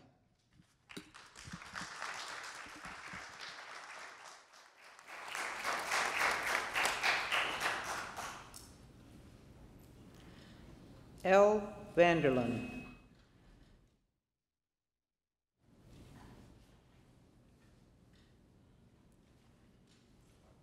Hi. I just wanted to follow along with what this young man says. There is something in our law that says it is okay to kill with impunity. There's something written in our law nationwide that says it's okay to kill a child, Aiyana Jones, to kill a child, Tamir Rice. There's something written in our law that says it's okay to kill a child, a human being, a man, a woman, a father, a mother. There's something written in our law that says it's okay to kill with impunity because you're afraid. I'm afraid, so I shot him. Oh, that's okay. No one got punished over it. I was afraid, so I shot him. He wore a hoodie, so I shot him. Someone went unpunished. Something went unquestionable. It's unquestionable. He's dead. She's dead. They're dead. It's unquestionable. Unarmed citizens are dead.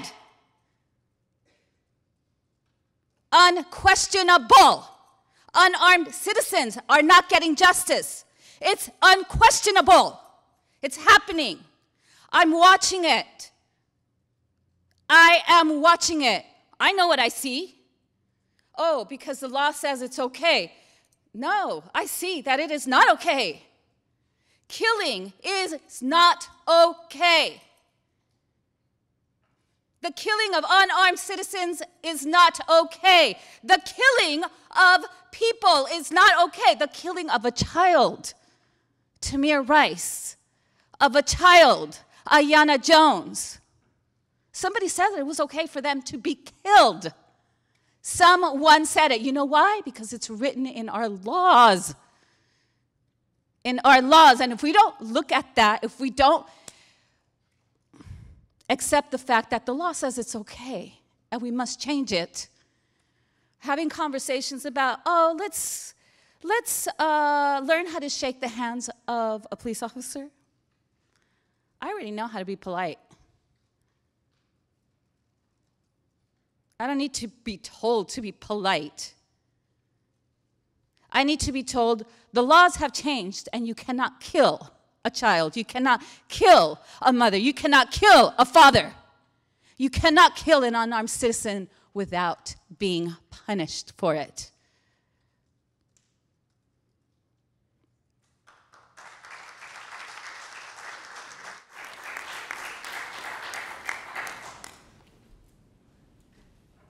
Sue Bartlett. Mary Ng.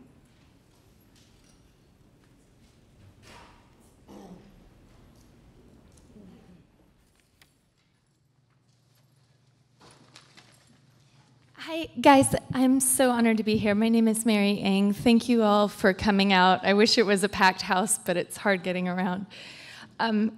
I wanted to talk specifically about the issues surrounding crisis intervention and my own personal experiences. How long do I have to talk? Okay, awesome. So I also wanted to hit on the body cameras and mention that the Hardesty's latest article is pointing out that the police control of body cameras, or when the evidence is entered in, or for what purposes the body camera evidence might be used, poses problems that the officers can't regulate it. It has to be with an outside body. But in terms of crisis intervention, for background, my mom is a nurse. She's frequently been a psychiatric nurse. And when I was 21, I was toppled with police because my mom thought I was weird or had a funny haircut and talked funny, or I'm too much like my dad. I don't know what the problem was, but I was totally taken off my guard. I was plowed into the ground by huge officers. I was very young and innocent at that time, and it's always informed my work in police brutality studies because I have a very real and vivid feeling of, am I going to die? Are they going to break my bones? I feel very fortunate that tasers weren't the rage back then in the 90s, and that I've been able to repair from a lot of the police violence-induced brutality trauma that I have, which I also witnessed a lot of brutality in Nashville, Tennessee, even as a little 6-year-old child, watching officers beat black men on the middle of the road, and I felt very afraid of them. But I fell in love with a young man who has a brain injury, and I'm coming to understand that there's a high likelihood of long-term complications with his brain injury.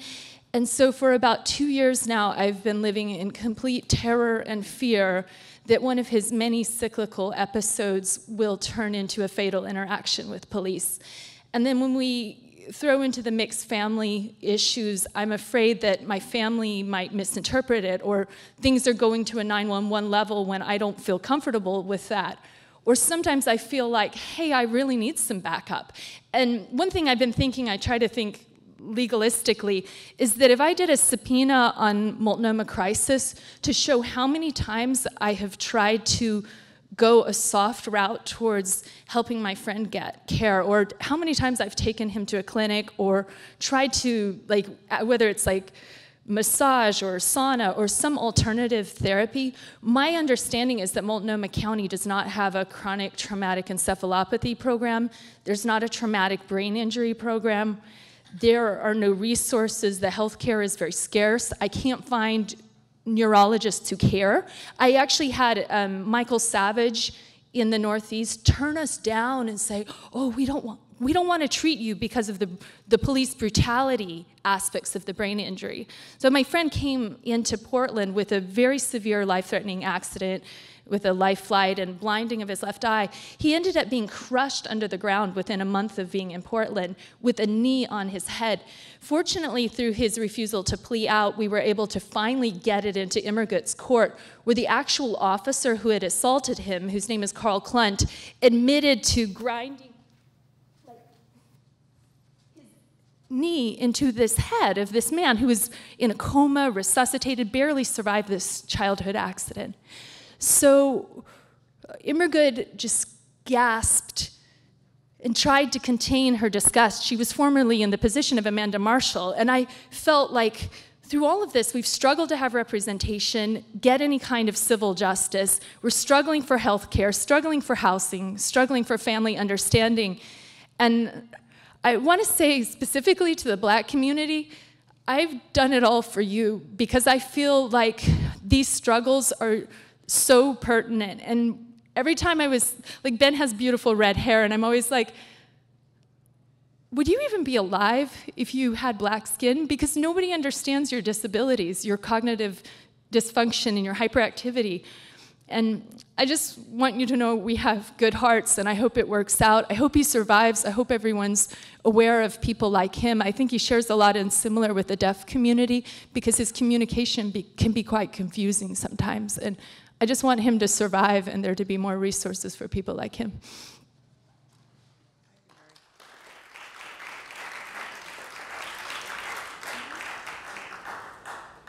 Lakita Lanford.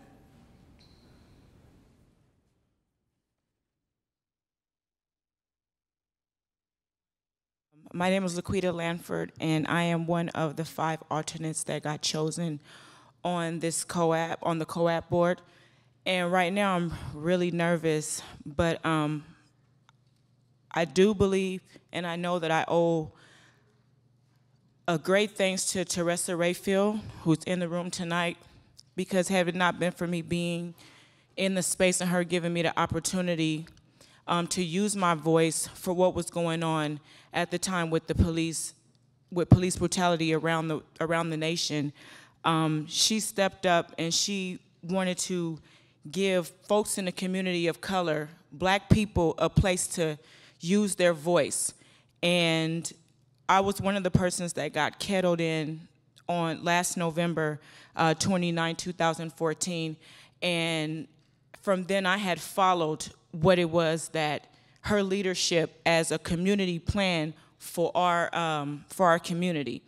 And I sit in this room today as an alternate in the back of the room when in the beginning we were sitting at the table, right? I know that there was the process, I learned about process through this situation, and I know I don't really have that much time, but I got to know the officers and the sergeants and the lawyers that sit in this room today. Not the people the officers that I interact with in the community that still profile against me with my black skin when I'm riding my bike downtown Portland and I get pulled off of my bike for just not knowing. Yes, I know my rights, and I totally agree with us, the way that the police are trained and us as citizens, what we don't know. You know, so I've been in spaces and have had meetings with so many people, and I took it upon myself as a community member to be out here in the community serving the people that don't have a voice. So that's why I'm here today and will continue to fight for the rights of black people and African Americans all over this city of Portland, because our voices need to be heard. There's so many people that have been hurt, yes, we need healing, but at the same time, for me, it's just using it in a very productive way.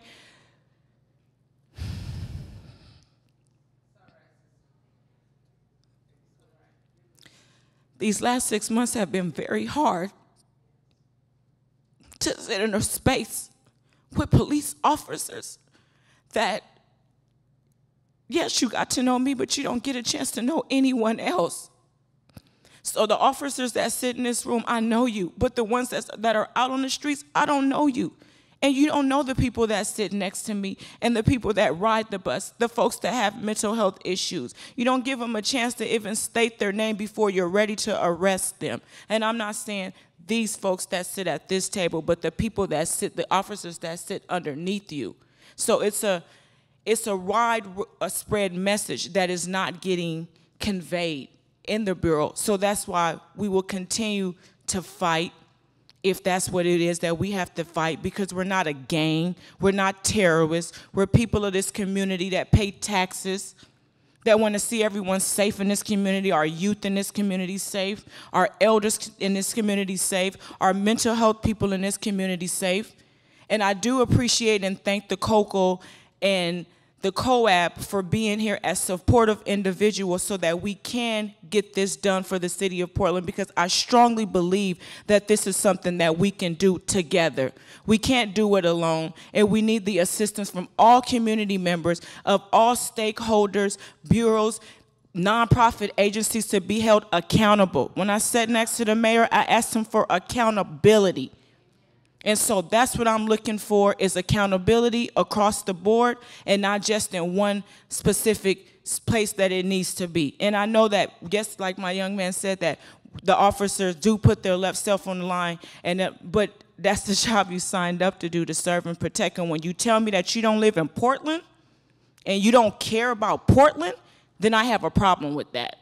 So what I want to say to you guys is thank you, and I appreciate you guys, and as a community member, I'm rocking with you to the fullest.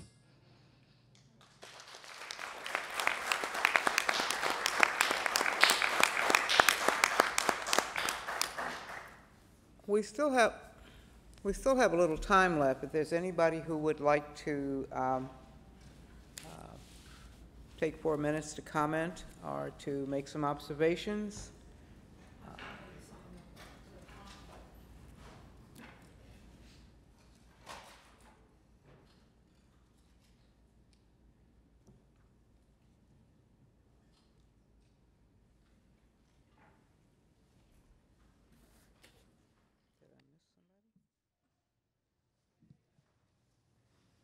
Hello, my name's LaVon, and I am the LaVon Heister. I'm the chair of the Portland Commission on Disability, and I would like to bring up accessibility of the report, because for myself, as someone who happens to have learning disabilities, I just took one look at it and I got overwhelmed. And then I just shut down and I didn't even try to get into it. We have a lot of people in our community who do not read well. Maybe they do read well, but we tend to get overextended on volunteer things, because in our community, that's the way to look for jobs. And considering the fact that we don't have work, we're always looking for jobs. So people are volunteering in many, many places. I'm just wondering if in the future there is a way to make, because I know when you sign on to the COAB, you actually signed on to do a lot of work in reviewing this kind of stuff, but make it a 3 to 5 page report that is friendly for the public, because I want to bring this in front of the commission, but I can't even figure out, and I want Philip as our representative to bring this in front of the commission. I can't even figure out where to start. It's so overwhelming to me. And so that's my piece of information that I think will bring more people into the mix, and people whose voices are very rarely heard. I think, we don't have enough people from the communities of people with lived experience of mental illness in this room oftentimes, because it's really overwhelming to just go into somewhere and ask that your voice be heard. And then when you get reports like this, it's just like, huh? So I'd like to also offer that if you would need any help in how to make things more accessible, I do have people behind me who have a lot of experience on that.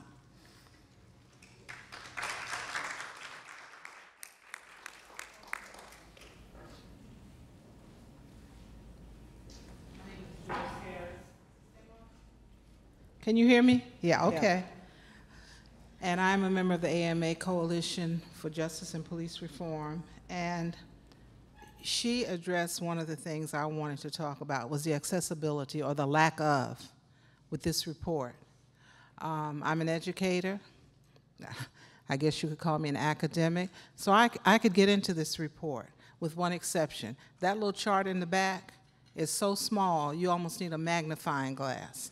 So you need to think about, how do you make sure that people can not just read this, but to read it in a format that makes sense.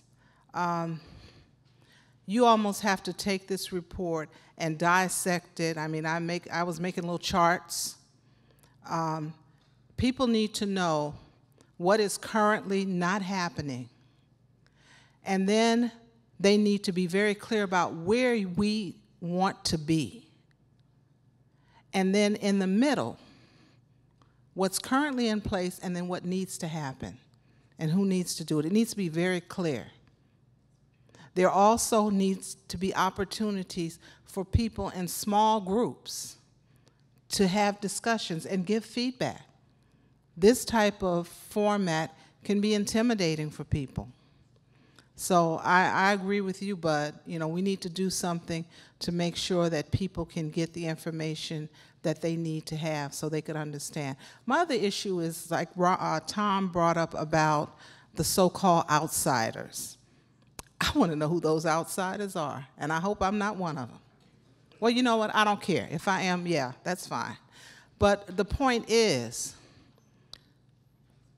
there's a lot of pain in this community, and people see this as an opportunity to have their voices heard. So things can change. And I want to applaud all of you who are sitting up here, because this is important work, and it takes courage. And we appreciate everything that you have put into it so far. Thanks to Kathleen for stepping up to provide some guidance that I think everybody will appreciate as we move forward. And I think everybody here, we're here because we care. And we know things need to change, because we've seen enough blood on the streets of our young people, our elders, our males and females, and this stuff has got to stop. And so we can make it happen, but you know, we're gonna have to stick together on this. And just one last thing to the COCL. You talk about the COAB needs to have legitimacy and authority. So does the COCL. And so you need to continue to communicate with the community and with the COAB, so that, because your legitimacy is still up in the air, only because you're an outsider. You're the outsider. Okay, thank you.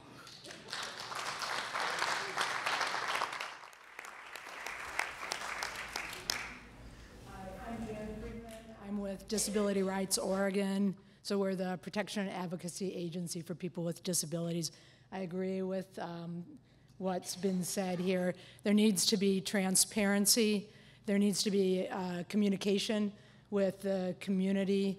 When I looked, I've frankly only glanced at the COCL report, but when it talks about the need for the Portland Police Bureau to evaluate how the crisis intervention team and that whole program is working, there's a saying in the mental health community, nothing about us without us. We need to talk to the people in the community to understand whether or not this training is making a difference. I'm part of the Behavioral Health Unit Advisory Committee. I think that we could do a better job at involving the community in our particular group. And I think that's very key, because trust was a big issue brought up in the settlement agreement. And we're not going to have trust if we have private groups meeting and the police looking at data. We need to have people feeling like they can give input and that their situation might make a difference if it didn't go well, and that they're part of the program of improvement. It can't go one way. It can't be on the COAB. You know, it can't be on the COCL. It needs to really be a community-oriented event. And I think we need to concentrate and focus, since we have some more time, on how do we get the community involved, how do we get their voices heard, and how do we understand if anything different is happening, and they're the ones who can tell us.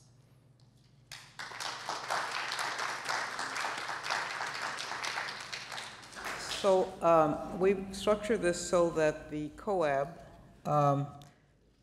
needs or has the opportunity to respond or to give thoughts or ideas, be creative about the things that you've heard this evening, both the comments on the document and the comments of people's concern.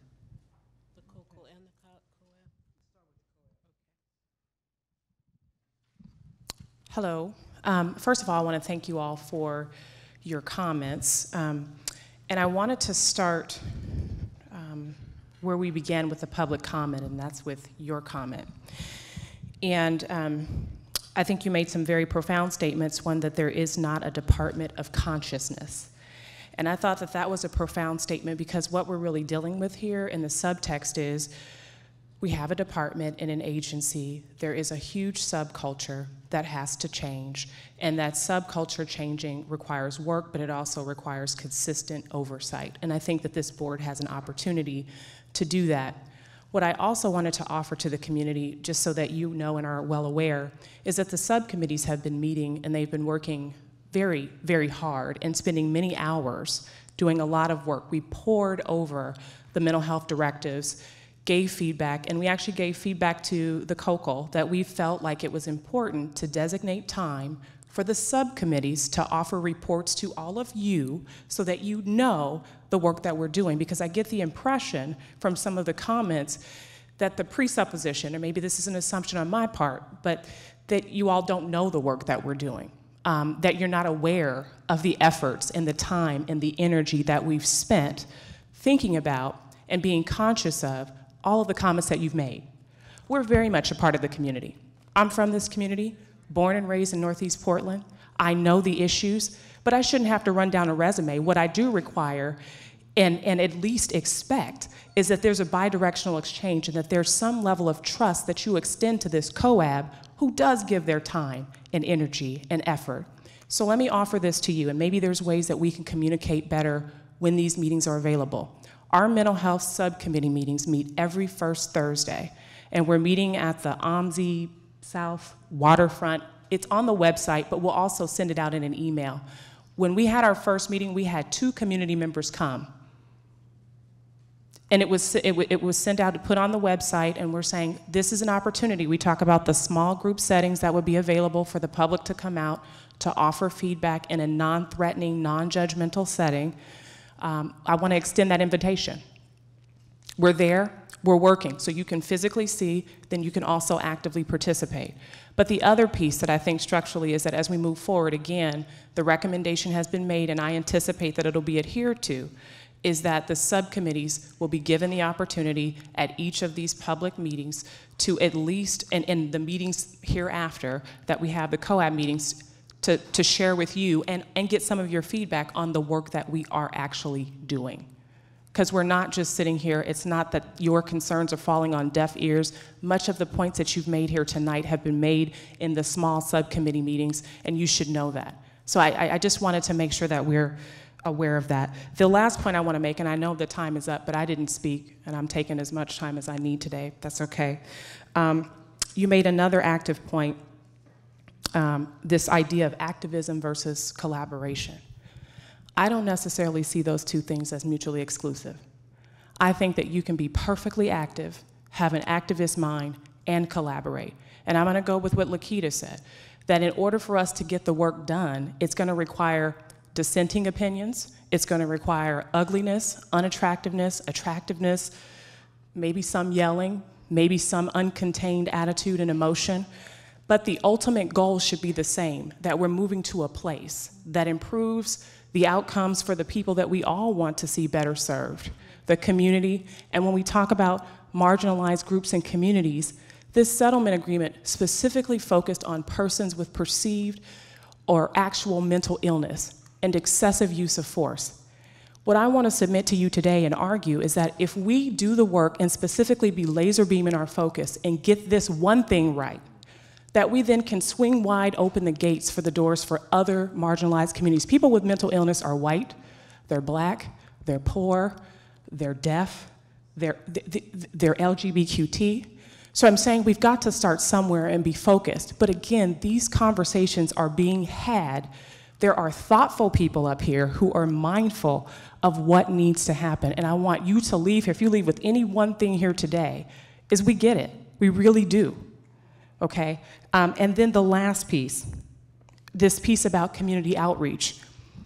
We welcome the opportunity. Now, we've heard from you today. You'd like to see more people in the room. So would we. We've reached out. Some people have Facebook pages. If you have specific, concrete ideas that you'd like to offer to us, are there groups or emails or people that we should be coming to talk to, better ways to improve the attendance for these public meetings, we welcome that. And again, a good setting, if you don't feel like talking in a larger meeting, please come to these subcommittee meetings. So that's it for now.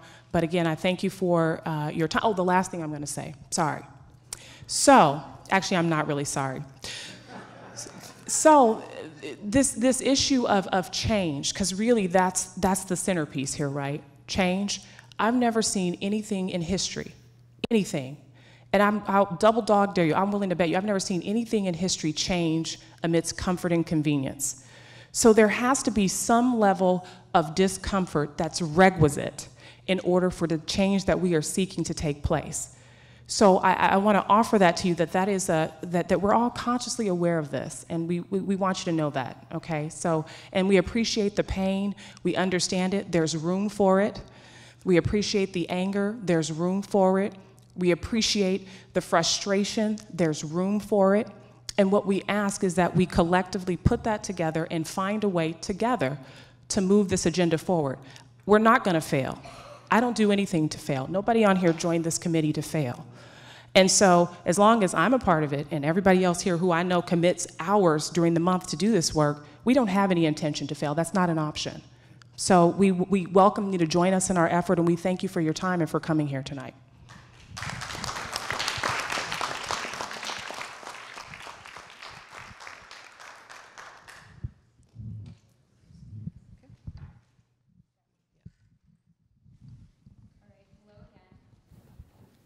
Am I on? Yeah. All right, I gotta stretch the voice out a little. All right, well, hello again. And I wanna thank you all for being involved and sharing your concerns and sharing your stories and comments with us. And each of you are important in this. And I wanna clarify, we're not competing about who is suffering the worst. We all have experience that we've gone through, similar experiences. We're on an equal level here. And myself included in that. I've experienced domestic violence and police failure to report and provide interpreters during that process. So, I mean, that's the reason I'm here, is because I had sued the city of Portland. And it's not just about the money, of course. I want to make a change. And now with COAB being established, I see that opportunity to push forward and make more changes based on these experiences. And I do understand some of your perspectives with this, and this is the binder that I have for the COAB. It requires a lot of time, and this isn't my idea of pillow talk. I mean, this is a lot of work, and it takes, 20 hours a week that I go through this, go to meetings, and try to process all the information. And think about it overnight, and with the city and the COCL and the COAB and the DOJ settlement and everything going in circles, it's very complicated. And last January, there were the bylaws and the COAB understanding the rules and different trainings and just going through this step by step. It's a slow going process. There's the annual report, and this is the first quarterly report. Again, I was impressed with that, but it's a lot of work. But we do feel you, and we understand you. And what I'm asking from you is patience with us, and to help support us, we want to hear your voices. And again, thank you for coming and sharing your comments and your stories and your voices with us. I guess that's it.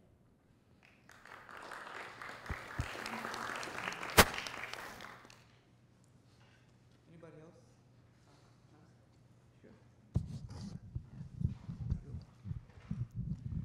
First and foremost, thank you all so much.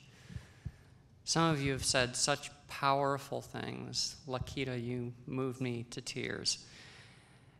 I walk away having learned one very important thing from all of you, more than anything else.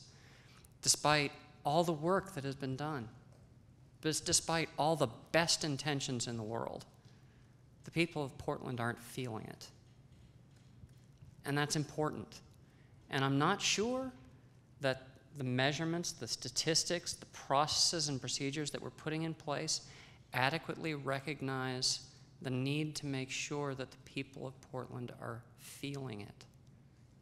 So that's a very important thing I walk away with, and thank you so much for helping me understand that. I also took something from what you said that actually makes me very sad personally. I feel like I've screwed up, I've made a mistake.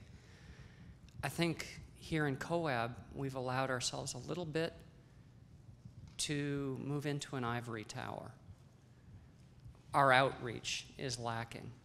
We're asking you to come here to our ivory tower and talk to us and have 4 minutes. We need to come to you.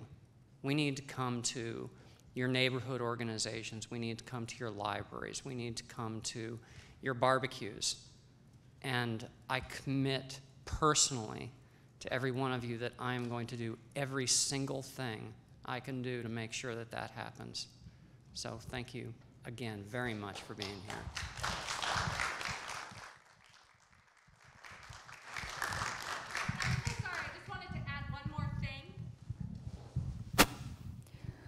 Related to the Portland Police Bureau, I want to recognize the PPB here tonight. There are 5 officers here.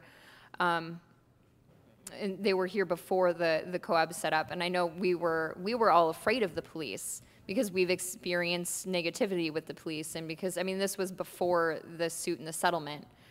And in LA and New York, I mean, that was terrible. And I feel lucky to be here in Portland as opposed to those other cities. But really my point I want to make is the PPB, I'm learning how to love them. Or how to hug them, excuse me. Excuse the interpreter, how to hug them. Because before, walking around with their guns and their weapons, I would, kind of wave, say hi. And I'm trying to learn how to hug them. And I know they're trying too. And I understand that they have to put on a face to be a police officer, but they're human underneath. So, and I want to remember that. And I'm struggling and I'm learning, and I'm experiencing the same things as you guys are, but I just don't want to write that off. But I just want to mention that the PPB is here. So, and thank you for that.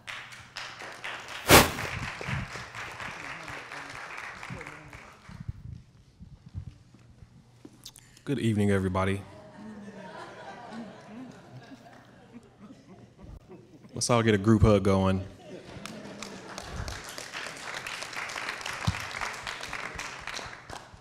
I can't get a hug, bro?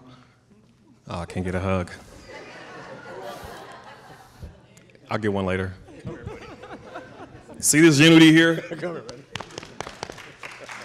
So that's what we need more of. Honestly, I wasn't gonna say anything just because I wanted to really listen and not talk, but I think everybody has a valid point here. The young gentleman over there who spoke very well about earning respect and getting respect, you put that better than I could have put it. And I'll just share a quick story, and then I'll kind of try to tie my point together. I'm from Portland, born and raised, went to Emmanuel Temple Church. Every year, every New Year's, we pray in our New Year. That's just something that we do. I've been doing it for 37 years. Bishop Wells Sr. is my godfather. We were coming, I was 16, 17. It was me, my sister, and my cousin, driving from Albina Church, which is right now PCC. We were leaving their service, going to our service for midnight mass, or praying in the New Year is what we do. We weren't even 100 feet away. We got to Albina and Sumner, and right when we turned right, we were being tailed. It wasn't even a block, but we were being tailed by the police officers. We turned right on Sumner, and maybe 150 feet from us was Emmanuel Temple Pentecostal Church. So the officer came up, lights everywhere. He came up to the car, asked my sister for license, registration, told us to roll down the windows. She handed it to him. He told us all to put our hands up in the car. So we all had our hands up. I don't know, it's still kind of fresh, actually, so excuse me. He told us to put our hands up. So we all put our hands up, and I had my hands up, my sister had her hands up, my little cousin had his hands up in the back seat. And, we just had our hands up. So I was like, okay, we're done. So I put my hands down. This officer, I don't even remember his name, he pulls his gun out, sticks it in front of my sister's face, pointing it at me. Other officer comes and snatches me out of the car, puts me in handcuffs, puts me in the back of the police car. By this time, a lot of members of our church congregation start coming up. Long story short, we fit the description of some vehicle that was identified for something or whatever. Take me out of the car and unhandcuff me. By this time, Bishop Wells comes up. He and this other officers are talking. It was just a big mess. There was a few cars there. I got unhandcuffed, and I went to church. You know, I went and prayed in the new year. I was a little bit late, but I made it anyway. That was a great reason for me to say, I hate the police, I hate the system, and to just go on and on and on about hate and anger and all those other things. And that was my very first interaction with Portland Police Bureau. I have police officers in my family, I have teachers, I have folks in clergy. In fact, my parents wanted me to be a pastor. That's not what I wanted. I like to do my ministry on the streets in a different capacity. But that instance, kind of like, it could have left a sour taste in my mouth, and it didn't. But like the gentleman said earlier, that was an opportunity for me to learn from police officers that, hey, if I tell you to keep your hands up, keep your hands up. But then again, I also would expect them to tell me how to do things, or me to be able to at least ask that question and not feel like I'm being pigeonholed, or I have to do A, B, and C, or I'm gonna lose my life. And fast forwarding to now, I don't hate the police officers. We have idiots in everything that we do. We have idiots in church, we have idiots at the grocery store, we have idiots at school, we just have idiot people. That doesn't mean, you know, it doesn't mean everybody is that way.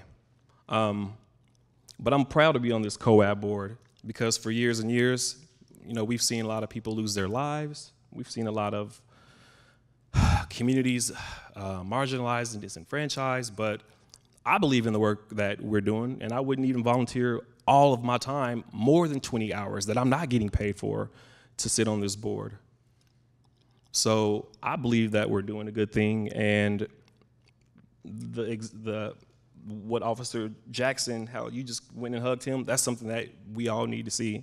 And not saying that you don't do that regularly, but it was good for me to see it again.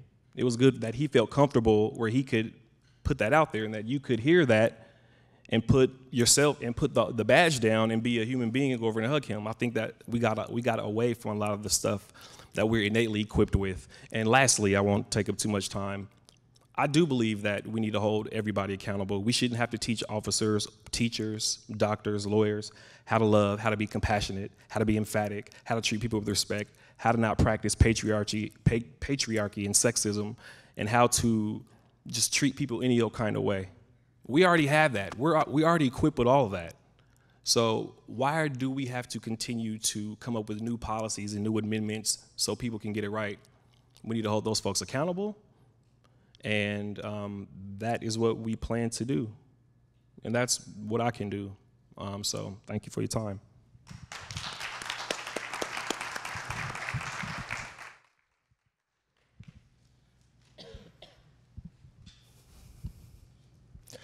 I haven't talked a lot in the last few meetings. Been listening from people that are upset and scared. At first, I didn't really know how to react to it, the anger, the screaming, the yelling, because I don't really have a whole lot of those interactions when I'm at work. I get along with people, even that I arrest, people that I take to jail. Usually will shake my hand or let them smoke a cigarette or something like that. So I understand that people have their past and their histories and their interactions with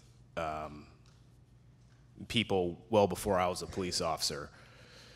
What I would like to say is change comes slow. It's not overnight.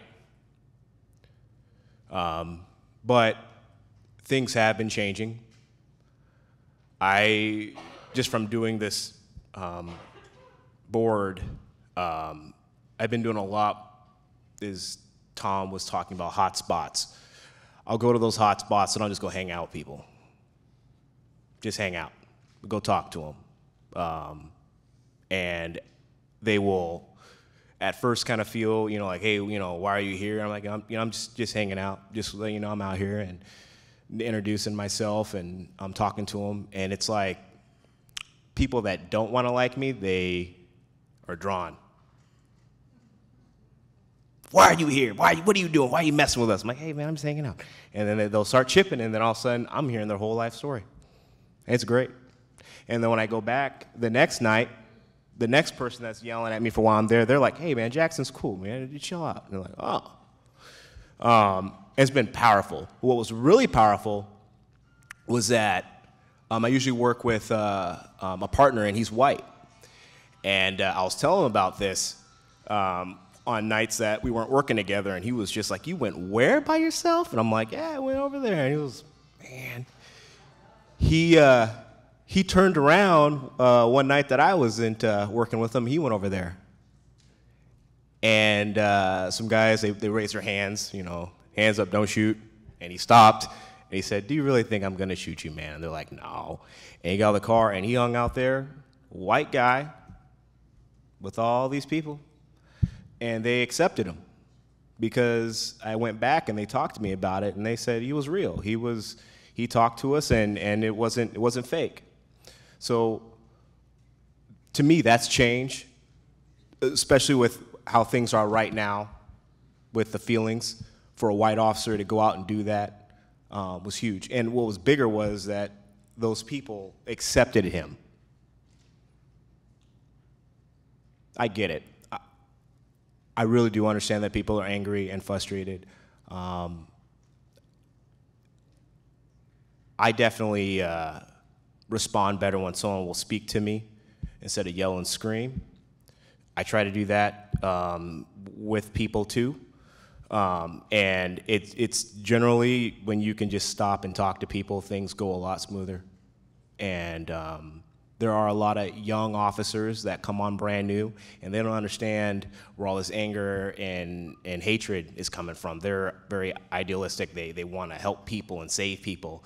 And then when they interact with people that are yelling and screaming at them, it's kind of like, whoa, and they kind of pull back, and then you start seeing that less and less where they sometimes come reserved, but it's that courage to kind of, you know what, you got screamed at that time, but go back, just keep trying.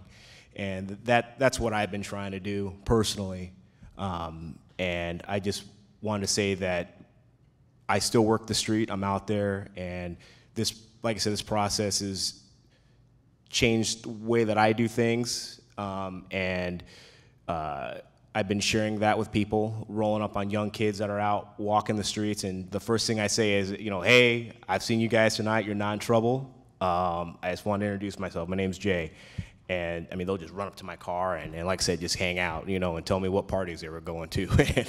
and it's just really cool. So thank you for everything that everyone's been saying. It's not falling upon deaf ears. And we are listening to you. And it will, things will get better. We just need time and patience. And thank you. Thank you.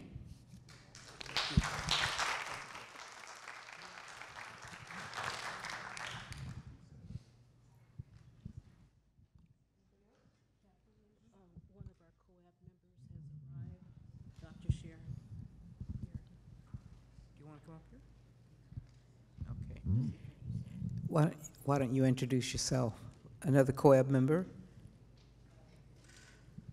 You want to say who you are? Let people know who you are? What committees you're on, or whatever you want to say about yourself? There's a microphone over here. I thought I'd be conspicuous. I'm Sharon Myron. I'm a COAB member, and I'm an emergency room doctor.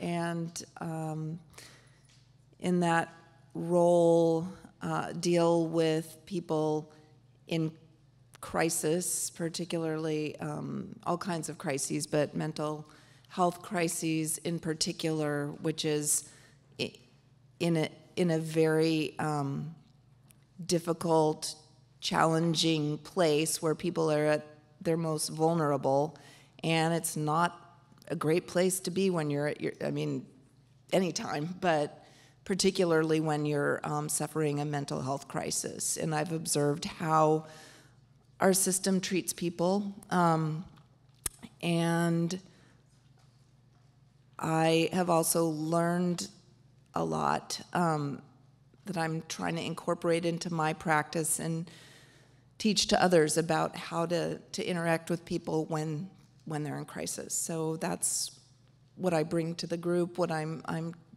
trying to do, and something that's very important to me. So any input anyone has or anything anyone wants to say, I would love to hear it. If you've had experiences in that situation, I would love to hear about it. And thank you so much for being here.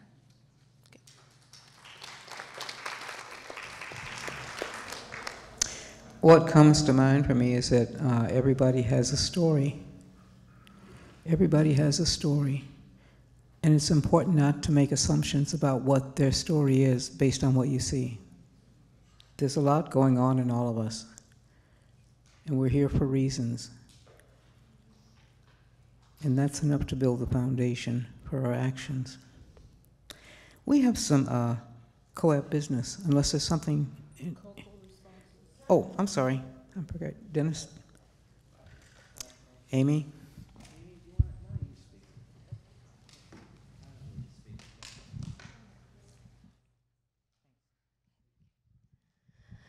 Well, we obviously have some work to do in incorporating all the great feedback that we've received and we've been listening to. And this is all being videotaped, so if we miss something, we can go back and we can make sure we capture it. And over the next few weeks, we'll be working with the COAB members, and we're going to come up with a way to organize all the feedback on the different sections of the report so that we can address each piece of feedback on that report. So we'll be making changes to the report based on people's feedback, and we certainly find the feedback we've received useful. Some of the things we wrote, there's a few things we clearly can acknowledge we were wrong on and we need to correct. Some, I think, of the things that we wrote that people had a problem with, perhaps we didn't write it in a way that conveyed what we meant people to understand. So we have work to do. We will try to make sure that all of the specific feedback on the report that we can at least convey to the public what our response is. So if we're able to make a change to the report, we'll indicate where that is. If it's something that we need to sort of put forward, parking lot for future concerns, we'll indicate that too. So we want to make sure people can see that they didn't just come here and give us feedback that fell on deaf ears and we'll go do our thing. We want to make sure people understand how we're incorporating it. So again, we do have a lot of work to do, and we really appreciate your input. We appreciate all the work of the COAB members. We know they've ended up putting in a lot of hours, perhaps more than they expected to when they signed on, but people have been working very hard, and we are glad that we have the opportunity to continue to work with them. There is still time if people have more things to say, to post things. They can either email it to us at rosenbaum&watsonllp@gmail.com or post it on the public forum on the website, or there's forms out here that people can fill out. So please feel free to continue to add comments. It's very useful to us. And we can use that as we move forward. I think this is going to be a learning process for everybody, and we hope that it can really represent what the community in Portland wants and needs to go forward. So again, thank you so much.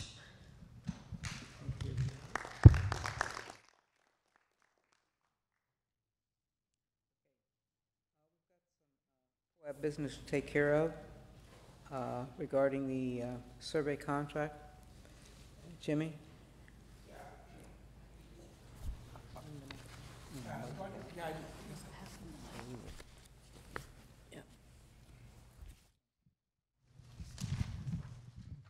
Thank you, guys.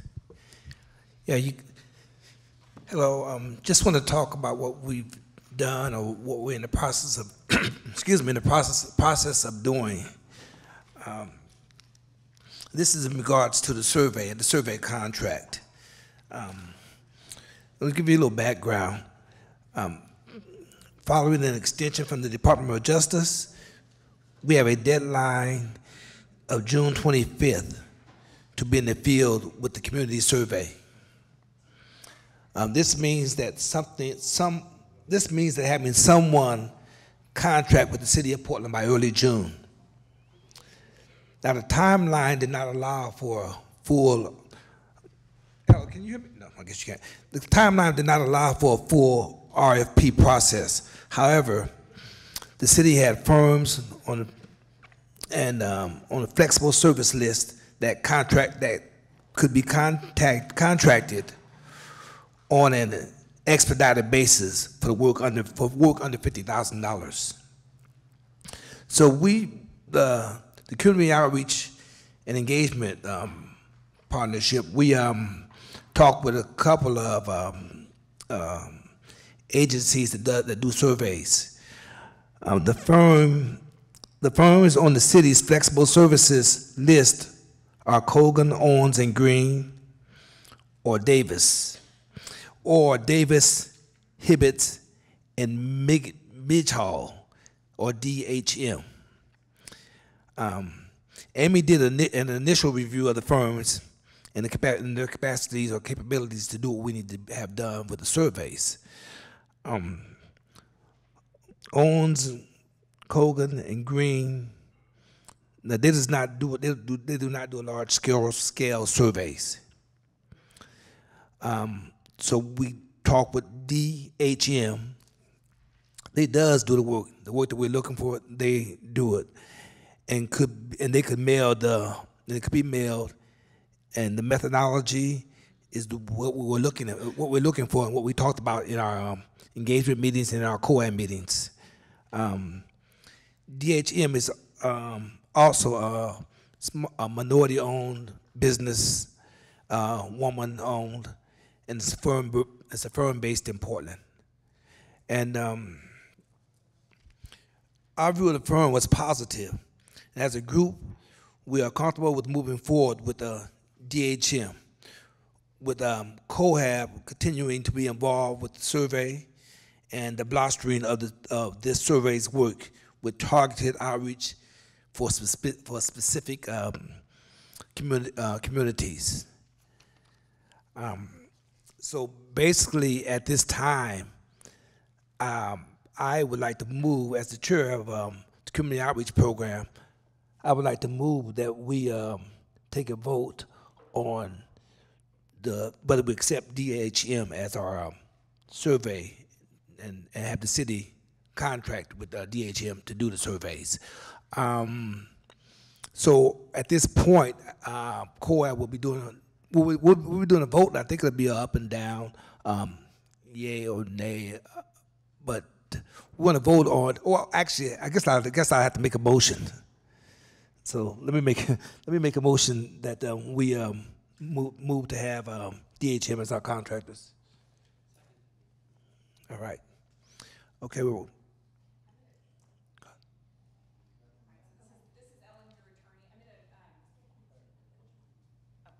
I'm going to help you a little bit with the motion. The motion is actually for you all to make a recommendation to the city. Okay. So. Thank you, Ella. I'm going to make a recommendation to the city. Okay. All right. That we accept the DHM as our contractors to do the survey. Thank you. Yes, sir. So a lot of public feedback originally when we looked at using CJPRI and PSU had been kind of negative, and we were wanting to try to be responsive to that. I didn't hear you mention CJPRI and PSU. Did we look at them as well? And if we did, what made us feel DHM was better? Well, yeah, after looking at them, a lot of folk felt that they were kind of embedded maybe with some of the past history with the city of Portland and the Portland Police Bureau. So there's a lot of discomfort, or maybe a lot of uncertainty, or a lot of feeling unsure of trust with some of the others that we looked at. And so this is why we decided to meet and kind of get together and go in a different direction. But at the same time, we wanted to go in the direction that use the methodology and also be something that the city would be able to accept and would be able to work with. When I say that, there's... That would be in compliance with thank you. that would be in compliance. But, yeah, exactly. Mandates of the agreement for survey. Exactly, that's what it means. The unit that would be in compliance with the mandates of the agreement. So, and with that being said, excuse me, let me read the. Well, with that being said, DHM is who we decided to go with. At least that's I'm recommending. Thank you.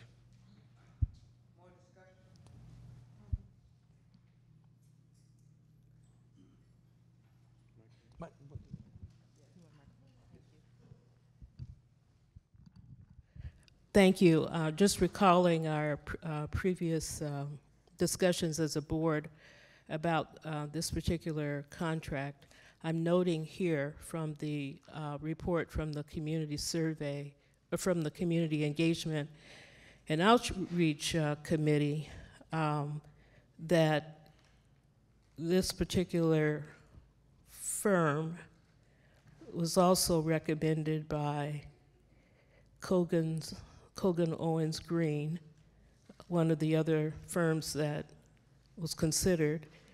And one of the things learned about DHM is that one of their principals, Sue Midgehall, is a woman of color who brings a strong cultural competency lens to her work.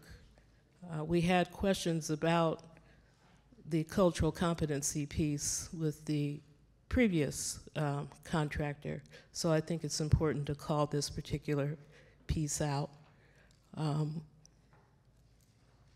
as meeting a criteria that we were concerned about.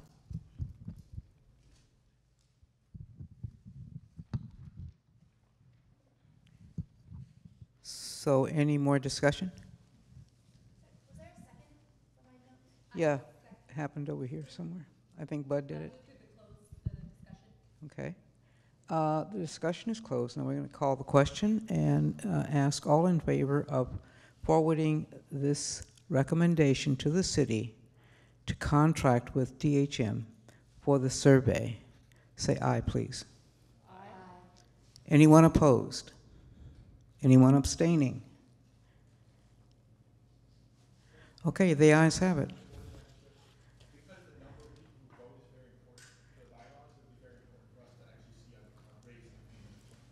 Well, I thought we had a unanimous there, but okay. Raise your hands. Yeah, I need to see hands. Okay, all right. Anybody opposed? Anybody abstaining?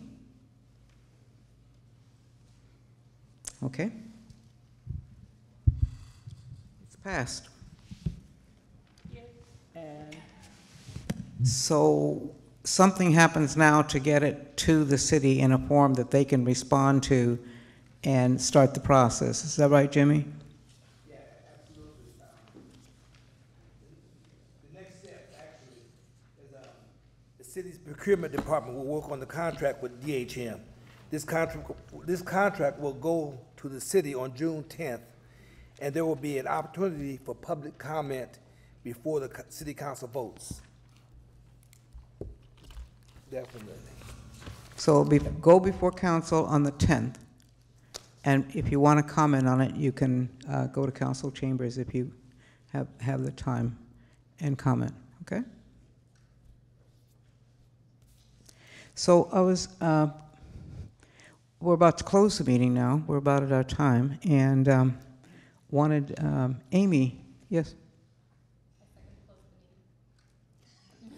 I haven't. We haven't closed the meeting yet. No, we are not done. We are not done. Okay. I had asked Amy to go through our next steps after this meeting. Sure, thank you. I think Amy Watson covered most of the ways in which the feedback on the quarterly report will be captured. There's still time to get in comments in writing. 2 of the 3 subcommittees have scheduled meetings next week. The Data Systems Use of Force Subcommittee meets on Wednesday from 2 to 4 p.m. at the Hillsdale Library in the meeting room. The Mental Health Crisis Response Subcommittee meets on Thursday night, 6 to 8 p.m. It's June 4th, at the PCC Climb Center. And then the community engagement and outreach, 6:30 to 8:30, thank you. Mental health crisis response. The Community Engagement and Outreach Subcommittee intends to meet and needs to poll members about a time and location that works. We will get that posted to the website. I hope we can resolve that tomorrow and get that information up. So at all three of those meetings, the subcommittees will be reviewing public comment, will be bringing forward their own comment, and will be working on recommendations to bring back to this full committee on June 11th. And the entire COAB will vote on their recommendations to the COCL on June 11th. That meeting is currently scheduled for Montevilla United Church, and that is listed as well on the website, time and location. Time is 5:30 to 8:30, June 11th, the Montevilla United Church. Any questions? All right, now, can I get a motion to adjourn the meeting? Did I hear the motion? And a second? All right, raise your hands if you're in favor of closing the meeting. Oh, hold on, we got it. Okay. I think that there is some lacking of internal communication in the COAB. For example, I know that we have a governance committee because we voted on them, but I understand that we have a chair of that committee who was never formally presented. I think that's you, Emmanuel. So do you want to present yourself or say who you are and what's going on with the governance? I think we'll wait till June 11th. First, I appreciate you making mention of that. I think we should do it when we have a little more time on June 11th. Is that fine? How does that sound to you? Okay, I'll miss it. Okay. But thank you. I appreciate it. Okay. So all in favor of adjourning the meeting, please raise your hand. Anybody opposed may get hurt. Meeting is adjourned.